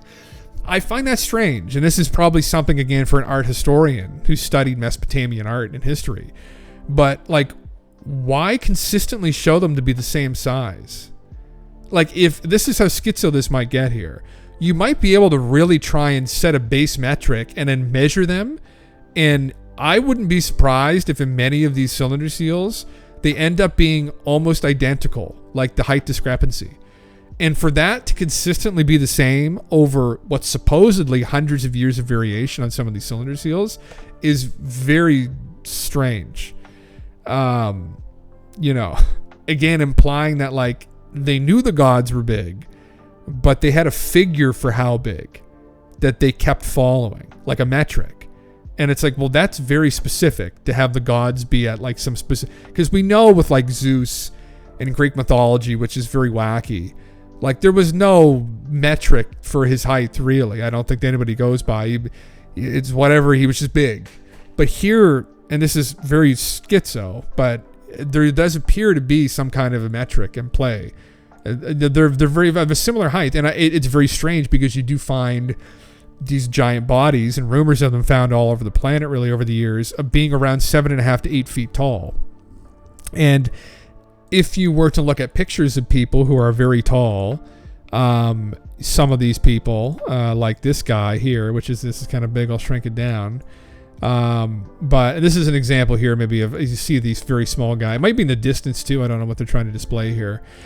But the height difference kind of being similar where, Paul Sturgis here he's the tallest basketball player, a professional basketball player in the world, but he's essentially 7'8", and it's about the same. And what am I implying here, obviously, in this schizo ramble, as I do at times? Well, that we might be looking here at genetics, which is, again, something we need some more accredited people to get involved with. But the gods interbred with man. I don't need to go through the stories because they're fucking endless and probably everyone's heard them by this point. But they're out there, and not only do we have this race of people depicted everywhere as being giants, talked about as being giants, the gods were giants, the gods interbreeding with men were giants. We do have people walking around who are of this stature. So it's like, is this a lost race of man? That's what we're getting at.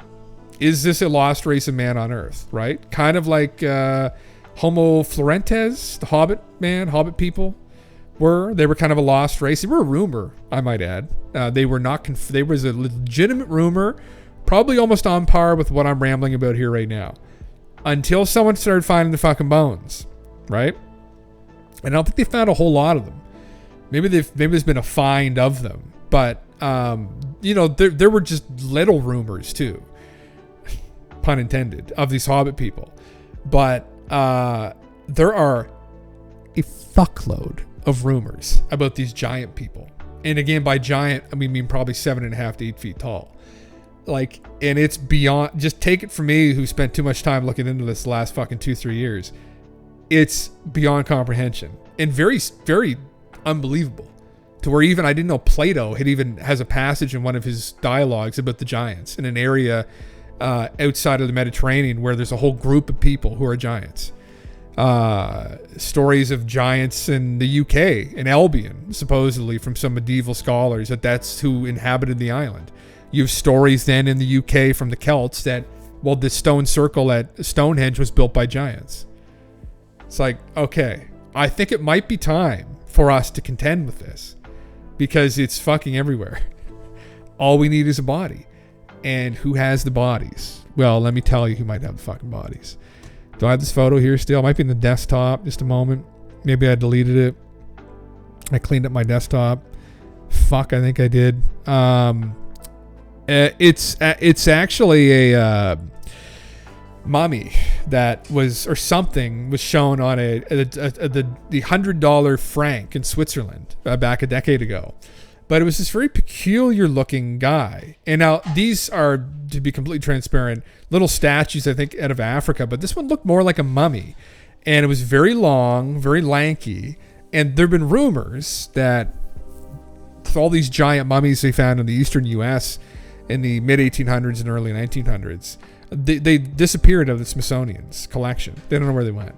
And I would presume, this is just a presumption, I would bet, maybe, let's say, I shouldn't presume anything, but I would bet that they were bought up by private collectors, and that they're probably in private collections, and that somebody knows that they're real and we don't. And maybe even the government decided to do that. Who knows? Maybe that's how schizo it gets, where they were able to kind of, even back then, tie a thread together and be like, oh, shit.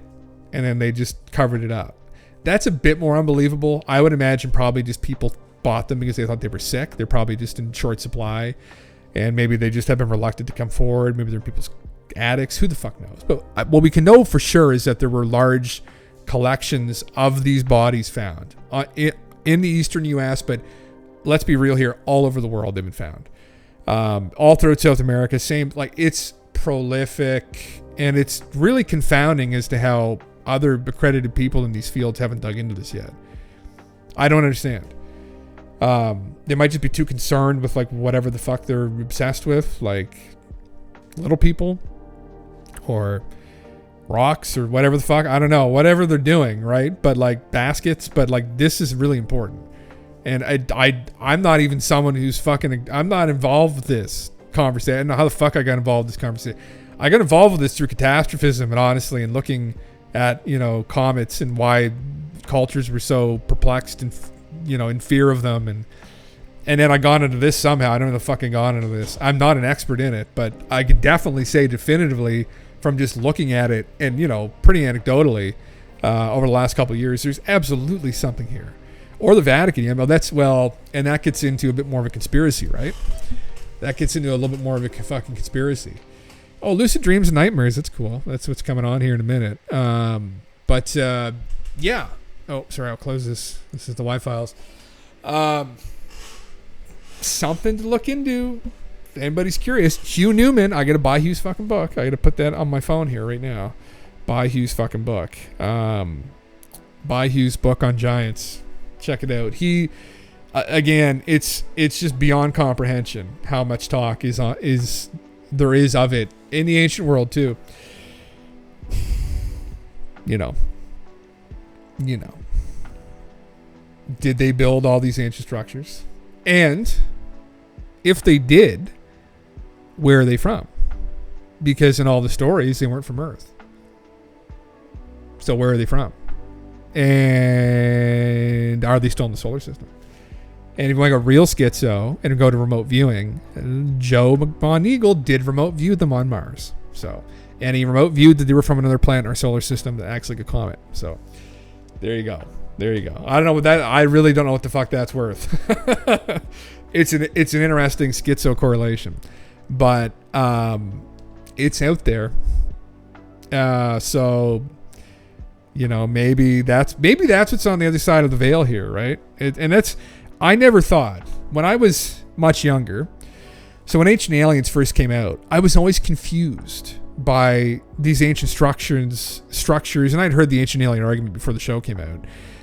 From Von Daniken and whatnot, and I was confused as to why would ETs interbreed with man and build pyramids, and how does that? I didn't understand the correlation because the way it was presented in the show didn't make any sense. And over time, as I began to digest this, I started to realize, this is a whole different argument here.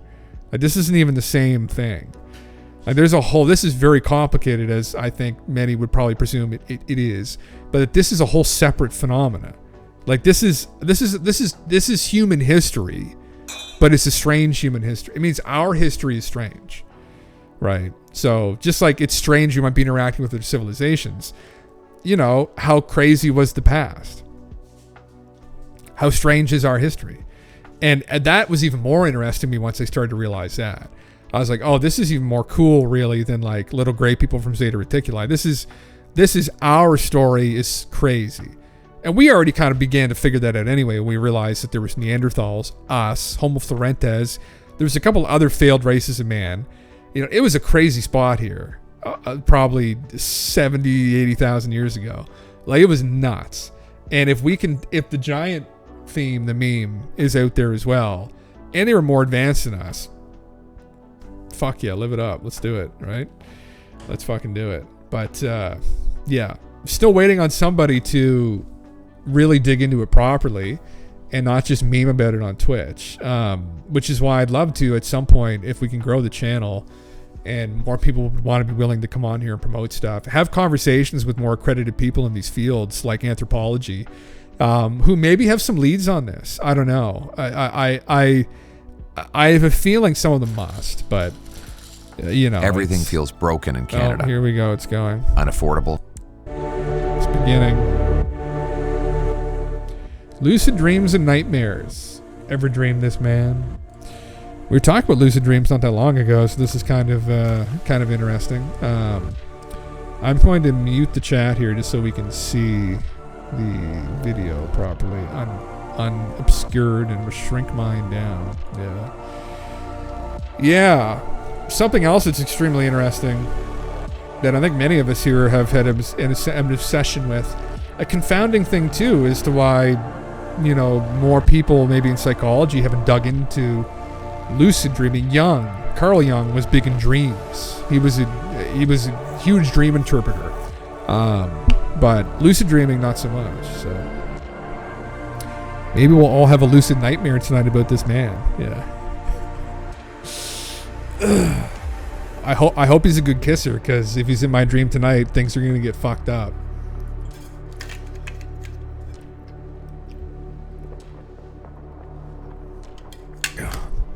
I watched a video on this is a meme, huh?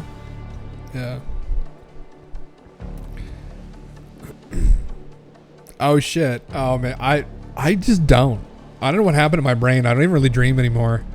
I just have like sporadic visions of firestorms, earthquakes. No, not actually.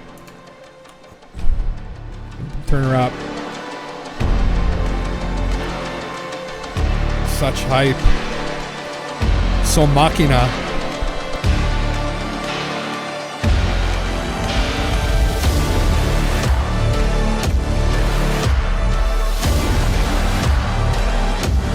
That's what it's all about, man. Recall. Keep your journal. This episode of the Y-Files is brought to you by Warframe's latest update, Whispers in the Walls.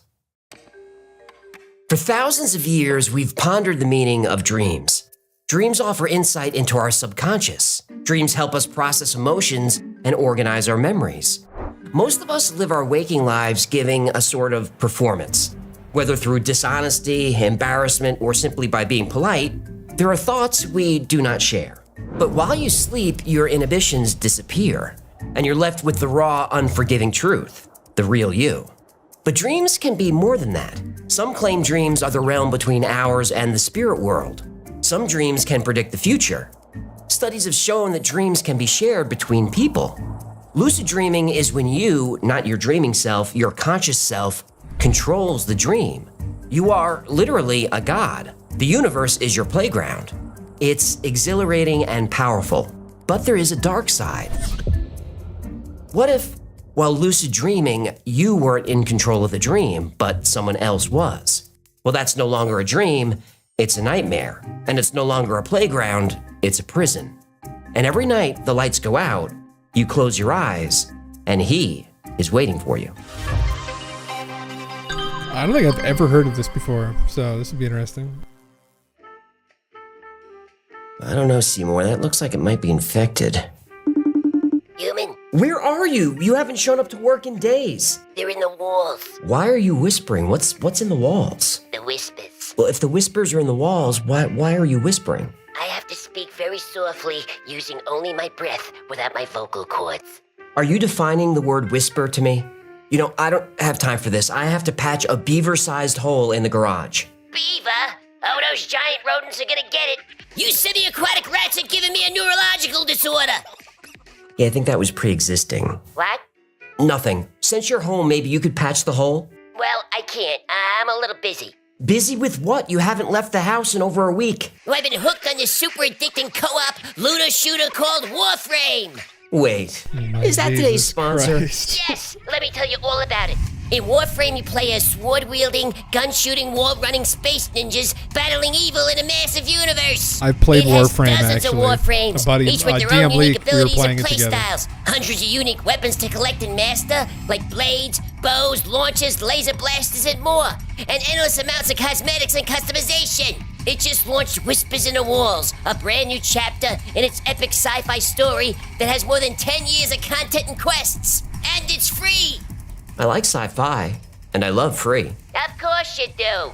Whispers in the Walls sets the stage for Warframe's next narrative arc and explores the deep secrets surrounding the enigmatic entity known as the Man in the Within Wall. a week, Or in we my spent case, the about beaver in the wall. $200 each. Yeah, they really so have to get out of FYI. there. Whispers in the Walls introduces Nothing's more free content anymore. that Warframe players love, including a new enemy called the Murmur. There's also a cool new weapon, a spell book that lets you cast bolts of void-powered energy at enemies. It's called the Grimoire. Grimoire. What'd I say? Never mind. What is Wait, it? I'm not finished. If that doesn't make you want to play, there's the 55th Warframe Corvex. Yeah, this Guardian is a hulking mass of concrete arranged around a radioactive crucible core. Corvex has deadly radiation as weapons. Definitely someone you'd want on your side. Okay, now I'm finished. Where can I play? Oh, I thought you'd never ask. You can play on PC, Xbox Series X, PS5, Nintendo Switch, and more. And you can join more than 75 million players, my fish self being one of them. Well, if you've never played Warframe, you can register for free using the sign-up link below. Well, maybe we can play together after you patch that beaver hole. I think you're cutting out. Patch what? Beaver hole. Yeah, I'm still not hearing you. The what now? Beaver hole. Beaver hole. I just wanted you to say beaver hole a few times. Well, that's just mean. So long, sucker!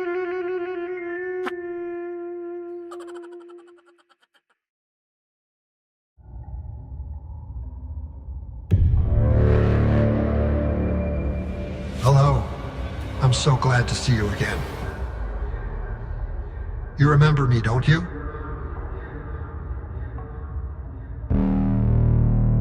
In 2006, Jeannie, a woman living in New York, was at her weekly session with her psychiatrist, Dr. Brian Stone. Jeannie wanted to discuss a recurring dream she was having.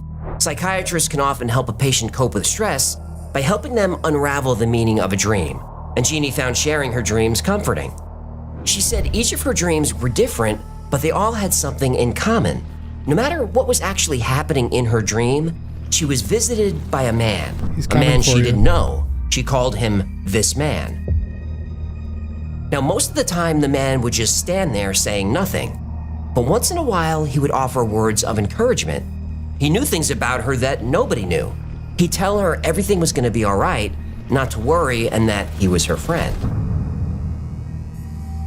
Now, recurring dreams are not unusual, but Jeannie found this one very unsettling. Dr. Stone asked her to sketch the man. Often confronting a dream, especially a nightmare, is a way to bring it out of the subconscious and deal with it rationally. Usually the issue is resolved and the nightmares stop.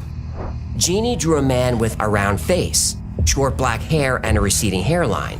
He had prominent eyebrows, a small nose, and very thin lips.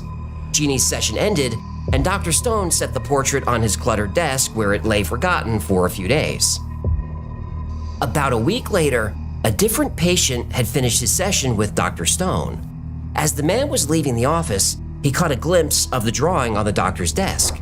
He asked where he'd gotten the picture.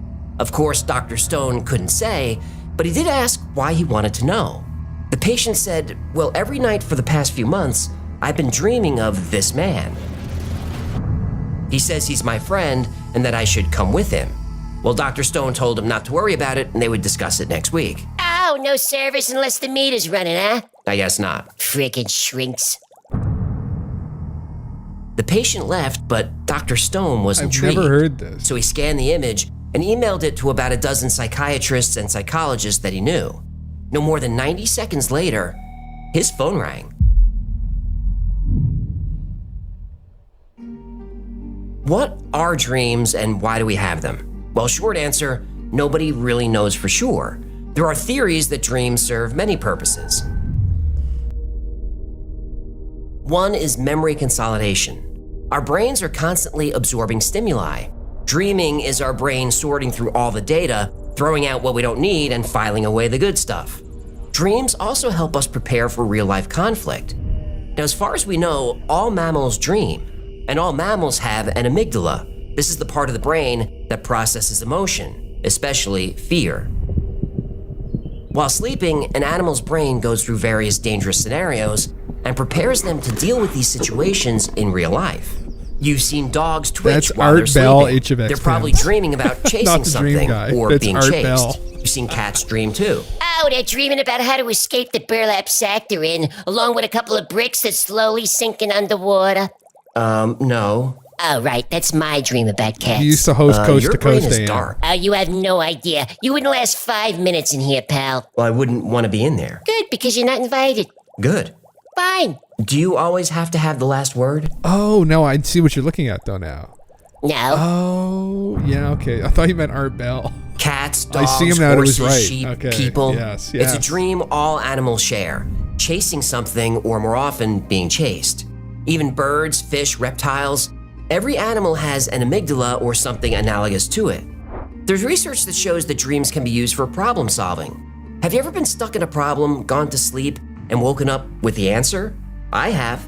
Now, nobody knows for sure how this works, but while we sleep, we know the primal parts of our brain are most active.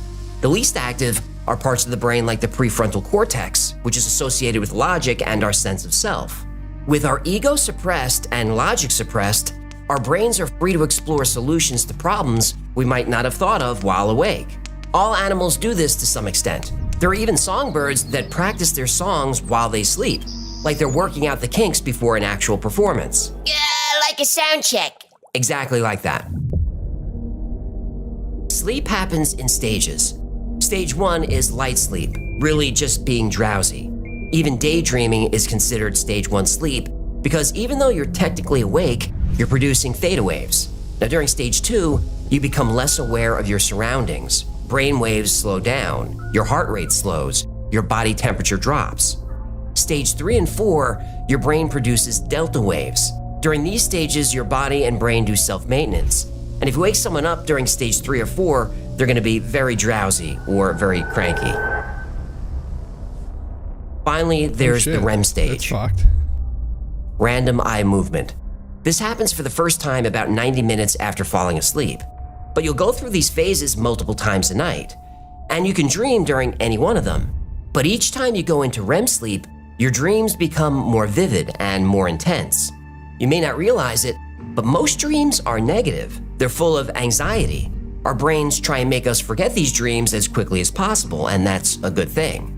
But this is the land of nightmares, and this is where people kept seeing this man.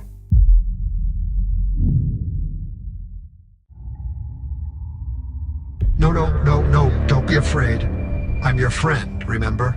Your friend. Now, I need you to listen very closely. You have to follow me. Dr. Stone's phone was ringing nonstop. His inbox was flooded. He was being contacted by psychiatrists, psychologists, neurologists, even priests. Dozens of people had reported seeing this man in their dreams. He looks exactly the same, and the story is always the same. He shows up every night, he rarely speaks, he wants something, and he wants you to go somewhere. Now, this had been going on for a couple of months, and although nobody was being threatened, people were terrified.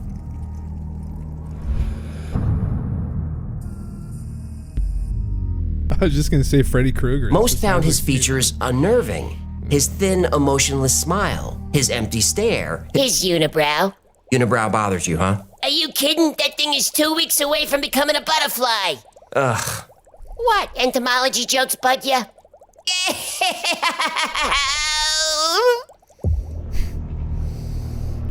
By the end of the week, Dr. Stone had documented 80 cases of people seeing this man in their dreams.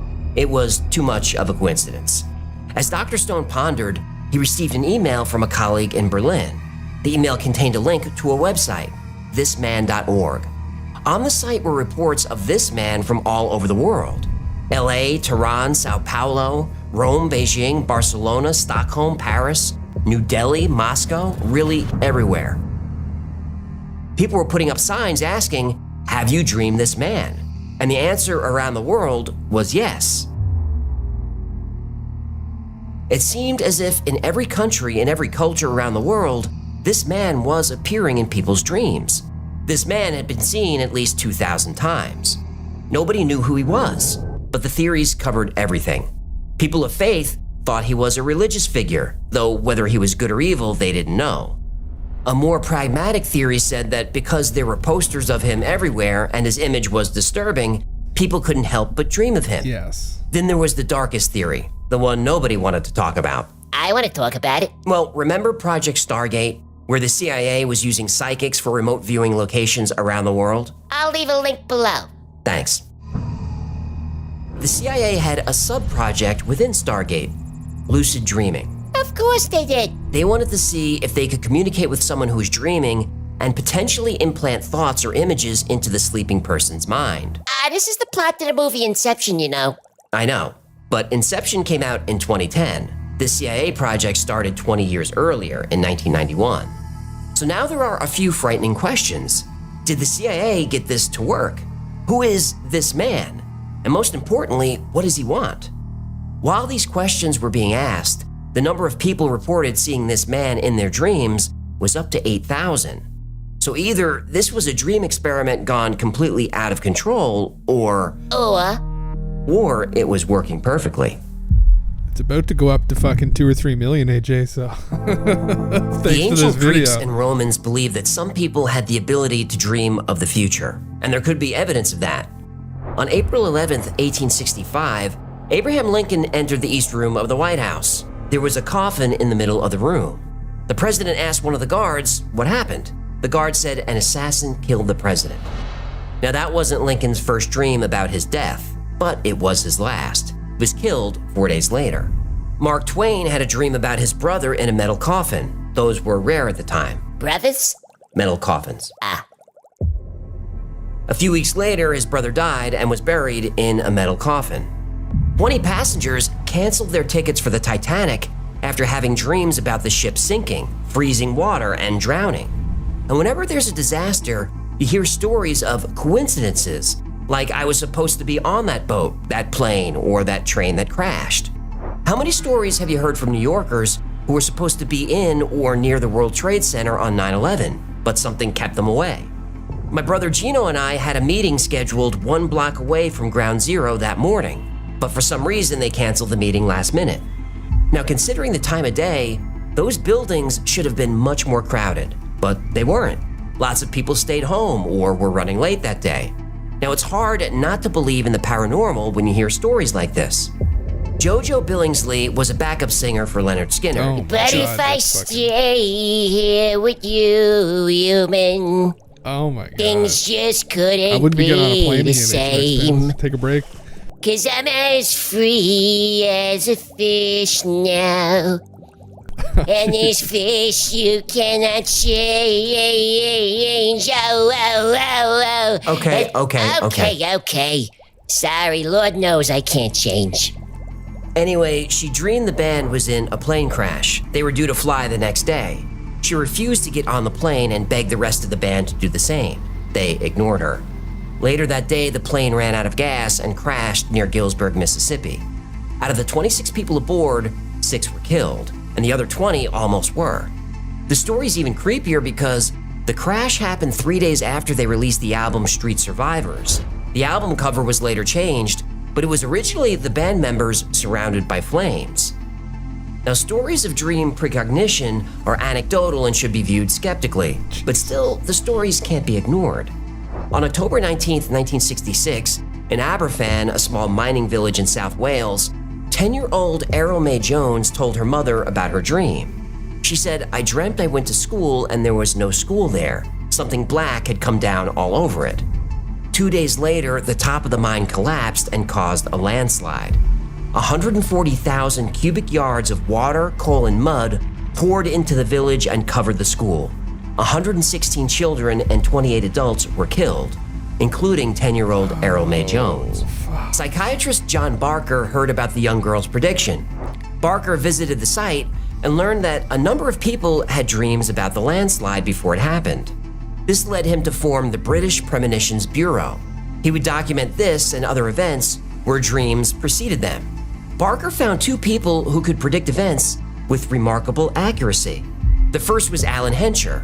Alan was from Aberfan and dreamed of the coal mine disaster. Alan called Barker in a frenzy one evening. He said he saw a plane crash over mountains. There were 124 people killed. 9 days later, a Britannia passenger aircraft carrying 130 people was flying in bad weather. It tried to land in Cyprus. Visibility was poor. It crashed into a high hill, broke into pieces, and caught fire. 7 people survived the crash, leaving... Yeah, 123, huh? So he was off by 1, not bad. Well, not exactly. Another passenger died soon after the crash. Okay, this is getting scary. Did I stop? Nope. That's pretty crazy. Yeah. Then I've heard of Barker this met stuff. Kathleen Middleton. In her first dream, she saw a petrified astronaut. That same day, a Russian astronaut... Cosmonaut, sorry. Spasibo. That same day, cosmonaut Vladimir Komarov was killed when the Soyuz 1 capsule crash landed. On March 11th, 1968, Kathleen tried to reach Robert Kennedy to warn him that his life was in danger. The senator's staff didn't respond. On June 4th, Kathleen called Barker 3 times in a panic. She needed someone to warn the senator. Shortly after midnight on June 5th, 1968, RFK was assassinated by Sirhan Sirhan. Barker didn't pass along the warning. John Barker wasn't sure if ESP or psychic powers or premonitions were real. He was open-minded, but in his words, he wasn't sold.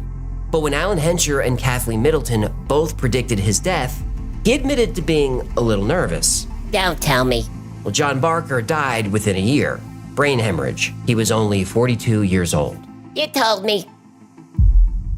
Jesus Christ. No, don't look away. Look at me. Look at me. You need to follow me. It's for your own safety. That's right. That's right. Come with me.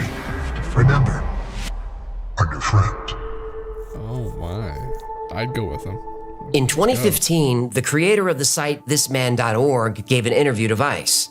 Andrea Nutella said he first dreamt of this man in the winter of 2008. The man asked him to create the website to try and discover his identity. Andrea used facial composite You were in the dream software, with me, you should like a remember. police sketch artist might use. He then sketched the man from his dreams. Round face, thick eyebrows, thin lips, thinning hair. An actual person that looked like this man was never identified. But Andrea received thousands of letters and emails from people who also saw him in their dreams. Starting when I was 7, I had the exact same dream for 10 years. I'm 17 now, and I have become very familiar with this man, although I do not have very nice dreams about him. I dreamed that he's leaning over me and making a strange noise, almost as if he was growling at me. And on his shirt is a gold round pendant that is molded into the gold, "Go North." Other nights, he would be standing across my bedroom, staring at me. When I saw the pictures on this website, I started crying out of fear. He never spoke to me. He only made weird noises. September 2nd, 2013. Palm Beach, Australia. The behavior of this man varied from witness to witness. Some people had romantic fantasies about him. Ugh. Don't judge. Sorry, I don't mean to yuck your yum. He just scares me. Yo, he He can come my scared a dream lot of people. anytime. Some people He'll never dreamt come of this back. man scaring, chasing, kidnapping, and sometimes killing the dreamer. I dreamt of this man. He was following me through a park in the dead of night. I started running. He easily kept the same pace as me. He gave a small groan and sped up until he was in front of me. He put his hand out, stopping me from running. He pulled me close to him, but he only spoke a few words. I think about them every night. On April 9th, 2021, go north. It's the only way to survive. After saying this, the man ran away. I tried to catch up to him to ask more, but I couldn't keep up. March 7th, 2013, Utah. Some encounters with this man were vivid and violent. I dreamt of this man when I was in the 10th grade. A few feet away from me, there was a television set. Then this man showed up on the screen. I begged him not to harm me. He didn't change his blank expression or speak. He slit my throat. And I woke up. Oh, fuck. I see, that makes sense. He looks kind of stabby. Yeah, there's no question. The Go Something North about thing is his weird, though. appearance That happened is twice. unsettling. Now, most people reported him giving them cryptic life advice, though it was hard for the witnesses to be specific because this man rarely spoke. Even when he did speak, people had trouble describing his voice. Some said it was high-pitched. Others said he had a deep voice. Many people said he sounded like multiple voices layered on top of each other. Despite the differences in the stories, there were some recurring themes in his messages. He would often tell dreamers to go north, or ask that they follow him somewhere if they want to survive. I dreamt of this man. A couple of years ago, I had to see a therapist because I was having reoccurring dreams about this middle-aged man who kept attacking me. He never said anything. I woke up soaking wet in sweat every night. I was put on triazole to help me get through the nights. I also have a dream where someone is always telling me to go north. I got it tattooed on my ankle because I swore it meant something. I'm almost positive this man is the one who comes to see me in my dreams. January 9th, 2011, Fort Lauderdale, Florida. As Andrea did more research, he found evidence of people dreaming of this man going back at least 30 years. And there is a theory that dreams are more than disjointed images, that dreams are glimpses into other realities. Andrea describes this man as a traveler stuck out of time, a place between dimensions. Now maybe there's a reality where we all see this man. Maybe he's someone important, a spiritual figure, a leader, a god. Nobody knows. But now that you've seen a picture of this man, your brain can't help but look for him. Oh, great. But witnesses claim he knows who's looking for him. So don't be surprised if tonight you find him. Or rather, he finds you. I'm gonna go south. Be a contrarian. Say, The "Fuck earliest down, dude, records I'm of going dream south." interpretation come from ancient Mesopotamia. The famous Assyrian dream book in the library of King Ashurbanipal goes back to the 7th century BC. In ancient Egypt, dreams were considered a direct means of communication with the gods. They wrote manuals of symbols and dream interpretations. Pharaohs even used dream priests to decipher their dreams to help them make political decisions. Sigmund Freud wrote a book called The Interpretation of Dreams, which many consider the foundation of psychoanalysis. Freud introduced the idea that dreams are a window into the unconscious mind. He believed dreams were representations of our innermost desires. Many of Freud's theories were highly focused on sex. For example, if you dreamt about a door, a suitcase, an unopened flower, these were female symbols. If you dreamt of a baseball bat, a stick, a sword, these were phallic symbols. Yeah, sometimes a cigar is just a cigar. Right. But sometimes it's a penis. Okay. I'm not saying it. That horny old shrink said it. Well, he did. And for years, Freud's theories were dismissed as manifestations of his own sexual repression. But there are universal dreams we all have that tend to reflect how we're feeling about what's happening in our daily lives. The most common dream humans have, like all mammals, is being chased. That's our amygdala at work. Being pursued is our most primal fear. Dreaming about falling often means you're feeling out of control. I used to have a recurring dream about floods and giant waves and tsunamis. This dream happens when we're feeling overwhelmed, which I was at the time. Ever dream about your teeth falling out? I have that one too. Oh, that would be a nightmare. Look at my gorgeous choppers. It's hard not to look at those things. Well, teeth falling out can represent feeling insecure about your appearance, or the fear of aging and declining health. Being naked in public is also a common dream. This reflects your vulnerability. Some people will have this dream after lying. It's a fear of being exposed. I still have dreams of being unprepared for school, or late for an exam, or a dream where I'm lost. These dreams speak to life's uncertainties. You might have these dreams when you're at a crossroads before a major life decision. Though most dreams are negative, not all of them are. Everyone's favorite dream is flying. This represents freedom, liberation, and empowerment. You might have this dream after leaving an abusive relationship or getting a promotion at work. But there's no better dream than a lucid dream. This is where you're actually in control of the dream. Normally, you're just a participant in the dream. You don't really have free will. Whether a dream is good or bad, you just have to let it play out. This is because your prefrontal cortex is disengaged. Remember, this is where your sense of self comes from, your consciousness. When you lucid dream, you switch this part of your brain back on. Suddenly, your dream is whatever you want it to be. Want to travel to ancient Egypt? Just will it and it will happen. Want to visit Mars or an alien planet in another galaxy? Just will it to happen. Want to be a professional baseball player, superhero, or maybe spend a little quality time with your favorite celebrity doing, well, whatever you want. Just will it to happen. If you've had a lucid dream by accident, you know how fun they are. But lucid dreaming is a skill that can be taught. And this is something I've learned, and I'm pretty sure I can teach you to do it too. So if that's something you'd like me to cover or do some video on it somewhere, let me know. It's the most fun you'll ever have, I guarantee it. Yeah, but what about this man? What does he mean? Oh, this man. Well, that story takes a turn. When Vice published the article about this man in 2015, they had to publish a follow-up article later that day. What was the second article? An apology. Oh, no. Oh, no. Oh, no is right. On January 15th, 2015, Vice published an article about this man. A person seen by thousands of people in their dreams. Vice even interviewed Andrea Nutella, who created the website thisman.org. Later that day, Vice published a second article apologizing. Not only was this man a hoax, it was debunked years earlier. Oh, the media published a story without fact-checking it first, eh? Yep. I thought journalism was about integrity, being a voice for the people and seeking the truth. Yeah, you better grab a bucket. I'm oozing sarcasm all over the place over here. The truth is, Andrea Nutella, the creator of the This Man myth, was an advertising executive. He specialized in guerrilla marketing. You use monkeys? Guerrilla marketing is usually low-cost, local viral marketing. That makes more sense. Monkeys are expensive. Do you mind you're distracting me? Sorry, I was confused by the homonym about the hominin. You don't realize it, but that's the smartest joke I've ever made. You say so. Anyway, Nutella wanted to see if he could create an urban legend, and he did. He made up the origin story of the New York psychiatrist Then he built the website. On the site were flyers you can download and print.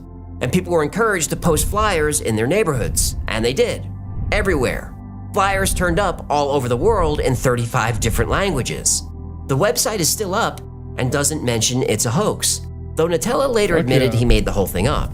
He said the picture of this man is a sketch based on his father as a young man. Now, even though the story was debunked, when he was interviewed by Vice, Nutella couldn't help himself. He stuck to the story, and Vice fell for it. The media's fallen for quite a few hoaxes the past few years, eh? Yeah, I've noticed. If this man is a hoax, what about the 8,000 people saying they saw him in their dreams? Were they lying? Well, probably not all of them.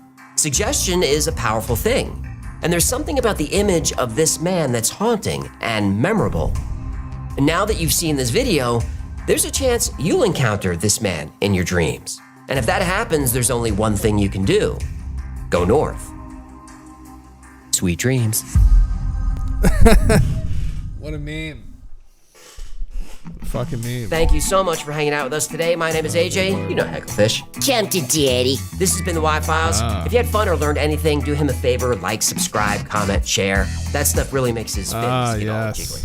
And like most topics, we come so it was all a hoax. It was all a trick. That was good though. That was pretty good. I don't know. Fuck. I mean, lucid dreaming definitely doesn't get enough coverage though. Like, it's something that I can't. I wish I could do it. I've tried. I can't. Yeah. Oh, that's good though. Fuck yeah. I was always interested in it. Astral projection too is another one that I know a lot of us, some of the guys in the past, were obsessed with. Something that I've never really done either. Maybe once I told a story when I was a kid, but he does look pretty fucking creepy though, to be fair. Like, he looks pretty sleazy. He's that kind of guy that would tell you to go north and then slit your throat. That kind of vibe off of him. There was definitely CIA. I wonder if they have this up here still.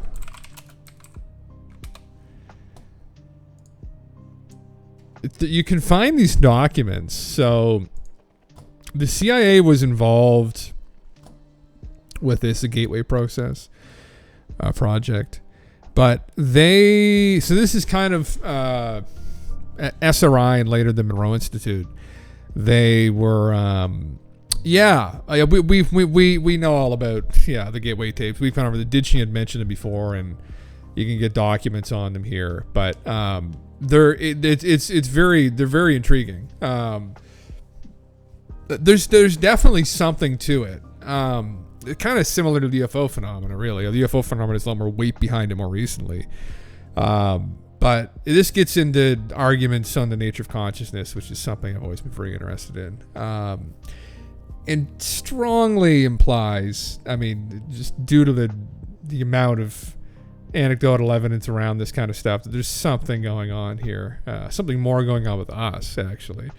But extremely intriguing stuff. Joe McMoneagle, who is a guy I always fucking... Is this it? Yeah. I always bring this one up, but I'm not going to go over it. But he was like a master at a body / astral projection is like the woo term for it. Experiencer. That's how he would do a lot of his remote viewing, was through that phenomena, I guess. I don't know if there's any fucking way. There isn't any way to really. Well, it's not necessarily true, but no one's like proved it. Like, it's such a subjective thing. It's kind of lucid dreaming. It's why I think there hasn't been a lot of study done on it over the years, because it's like, well, how do you study it? Like, it's just happening in your head. I mean, as we get better scanning people's brains, maybe we can start to dig into it more, but we haven't been able. We still can't really do that. We're just beginning to get into that now, and how accurate that's really going to be, who the fuck knows. But yeah, very intriguing. The talk of people, I wish they expanded on that part more, where people that were getting into people's intuition and strong intuition through dreams of catastrophic things happening to them, like predicting either their deaths or predicting the deaths of others. Like, that's a real phenomenon, and it's fairly well documented. And I think, again, it just implies something to do with our consciousness. Like, time, too, as Drunk Physics has gone over here a couple times, time is very illusory. Time doesn't necessarily work the way we think it does, the way we perceive it does. So the idea that people may have these premonitions, or especially when it's very close to these events happening, they're able to kind of see them happen. It makes sense, I guess. Premonitions or deja vu is a very interesting phenomena. And I've encountered, and most people, and this is something Carl Jung talked about quite extensively, probably a lot of psychiatrists run into this, anyone who has extensive conversations with people. But I've had deja vu more than a couple times in my life where I know it was rooted in a dream. So the deja vu was rooted in a dream that I had maybe a month or 2 or 3 ahead of time. I vividly remember one when I was a kid and we were driving somewhere in Prince Edward Island, which is an island here in Atlantic Canada, like a vacation place, really. And just kind of an impossible set of things happened. Like, you're driving in this SUV with my family, and then you see a red tractor, and then there's something else, and like a bird flies by, and just some random set of events. Now, people digging into deja vu claim that, well, you can kind of mix these things up in your brain and think that this is something like, but you've gone through a similar situation, so that's why it seems familiar. But I know in this instance that when that happened, I had a dream about it happening before that, close to that happening. So maybe like a week or 2 before, I had a dream of the same thing, and that's what triggered my deja vu. And I was like, holy fuck. And this is a very common thing. So that it gets into like, well, how is that possible? And it might tie into, I don't know how this would make sense, but something to do with some kind of time dilation, maybe, where occasionally we get like a little slip, which then is kind of weird because it's suggestive that things are determined to some degree. Some people go so far as to say that everything is determined and everything in the physical universe is completely deterministic and that all outcomes are already predetermined. It could be maybe that physically that's the case in the universe, that everything, the physical universe is predetermined, but maybe there's rogue element involved at interacting with. So the universe, for instance, you could say, but maybe like I use a World of Warcraft analogy here, simulation theory, in that, you know, in the game World of Warcraft, when you start your character is predetermined, really, to get to, let's say, Ankaraji or whatever, the bug place in vanilla. You're predetermined to get to that end game, right? To do the raid, right? To go to Black Rock Mountain. Like, you're predetermined to get to that point in the game. Silithus, yeah, you're predetermined when you start World of Warcraft to go there. That's essentially the path that your character is on to go to, right? But there's all kinds of things that can happen in between there. There's all kinds of decisions you can make with the character. Now, the rogue element in that game's programming is you, the player, controlling your character from outside of the simulation. So although the simulation is predetermined, you are that potentially rogue element, your consciousness, whatever it is, interacting with this material world. You can just stop playing your character. You can log out and delete your character, which people unfortunately might do here in this simulation. You can, well, again, there's maybe in reality, though, that would imply, though, that, you know, you're never going to be an astronaut. You were always going to end up probably, there isn't a lot of wiggle room away from that, but there are still little decisions you can make, which is interesting. And it's, I know people in physics would probably disagree with that to some degree, but it's just a conversation and a debate, I guess. But if that were the case in simulation theory, that maybe is one explanation. And that might kind of explain some of this deja vu and predictions and dreams and whatnot as well, that potentially even, and this is something that we are definitely not really cognitive of or conscious of, but maybe the player behind us occasionally will kind of peek ahead, right? And see what's going on. And it's interesting, it happens when people are asleep usually too, because you know what happens when you go to sleep. Maybe you kind of log out, right? You log out for a minute. And I know I had a dream. I told my partner this back, it would have been 27 or 28, but I had a dream of like having a kid actually. And it was very vivid. And I wonder sometimes how vivid it was, if that wasn't some kind of future vision, maybe. And I've had, there's been one or two other ones like that as well. One of them didn't come to pass. One of them did. And it's like, you know, very, very strange. Yeah. Again, it's prolific. And it's I don't know. I don't know if there are people who debunk. This isn't really a debunkable thing, really. It's far too prolific. It definitely speaks to, I think, the true nature of reality, really.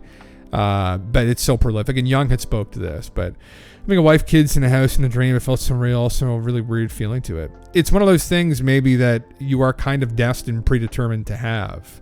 Now, I mean, again, there may very well be a way to fuck it up. When I had that, I was 27, 28. I mean, maybe things change, things shift. But you know, it's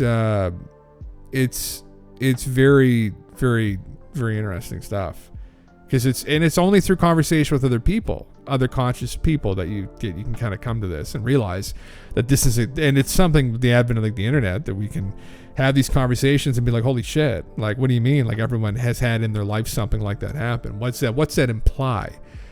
You know, we're all in the fucking simulation, boys and girls. That's what it fucking implies, right? Just don't log out of it. Stay in it. Grind to the end game, right? The end game is to become Grand Marshal. Fuck going to Silithus. Become Grand Marshal. Do PvP. Live the PvP lifestyle. Yeah. Crim6 knows. Anyway, everybody, thank you for sticking around this evening. Thank you for coming to hang out once again. It's good talking with everybody. Fucking right. I'll be back on tomorrow night, actually. I might try to do something different. If people are on, I might try and do just a talk, just a hangout in the Discord, and do something like that. That'd be kind of fun. So anyway, everybody, as always, take care, and we'll talk to everybody next time.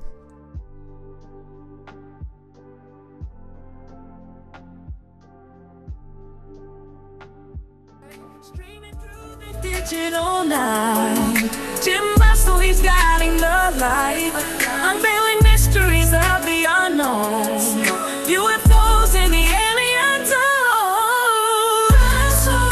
He's a man on a mission, exploring ancient secrets, it's his addiction, debating, discussing with his loyal crew, cosmic conversations, unveiling the truth.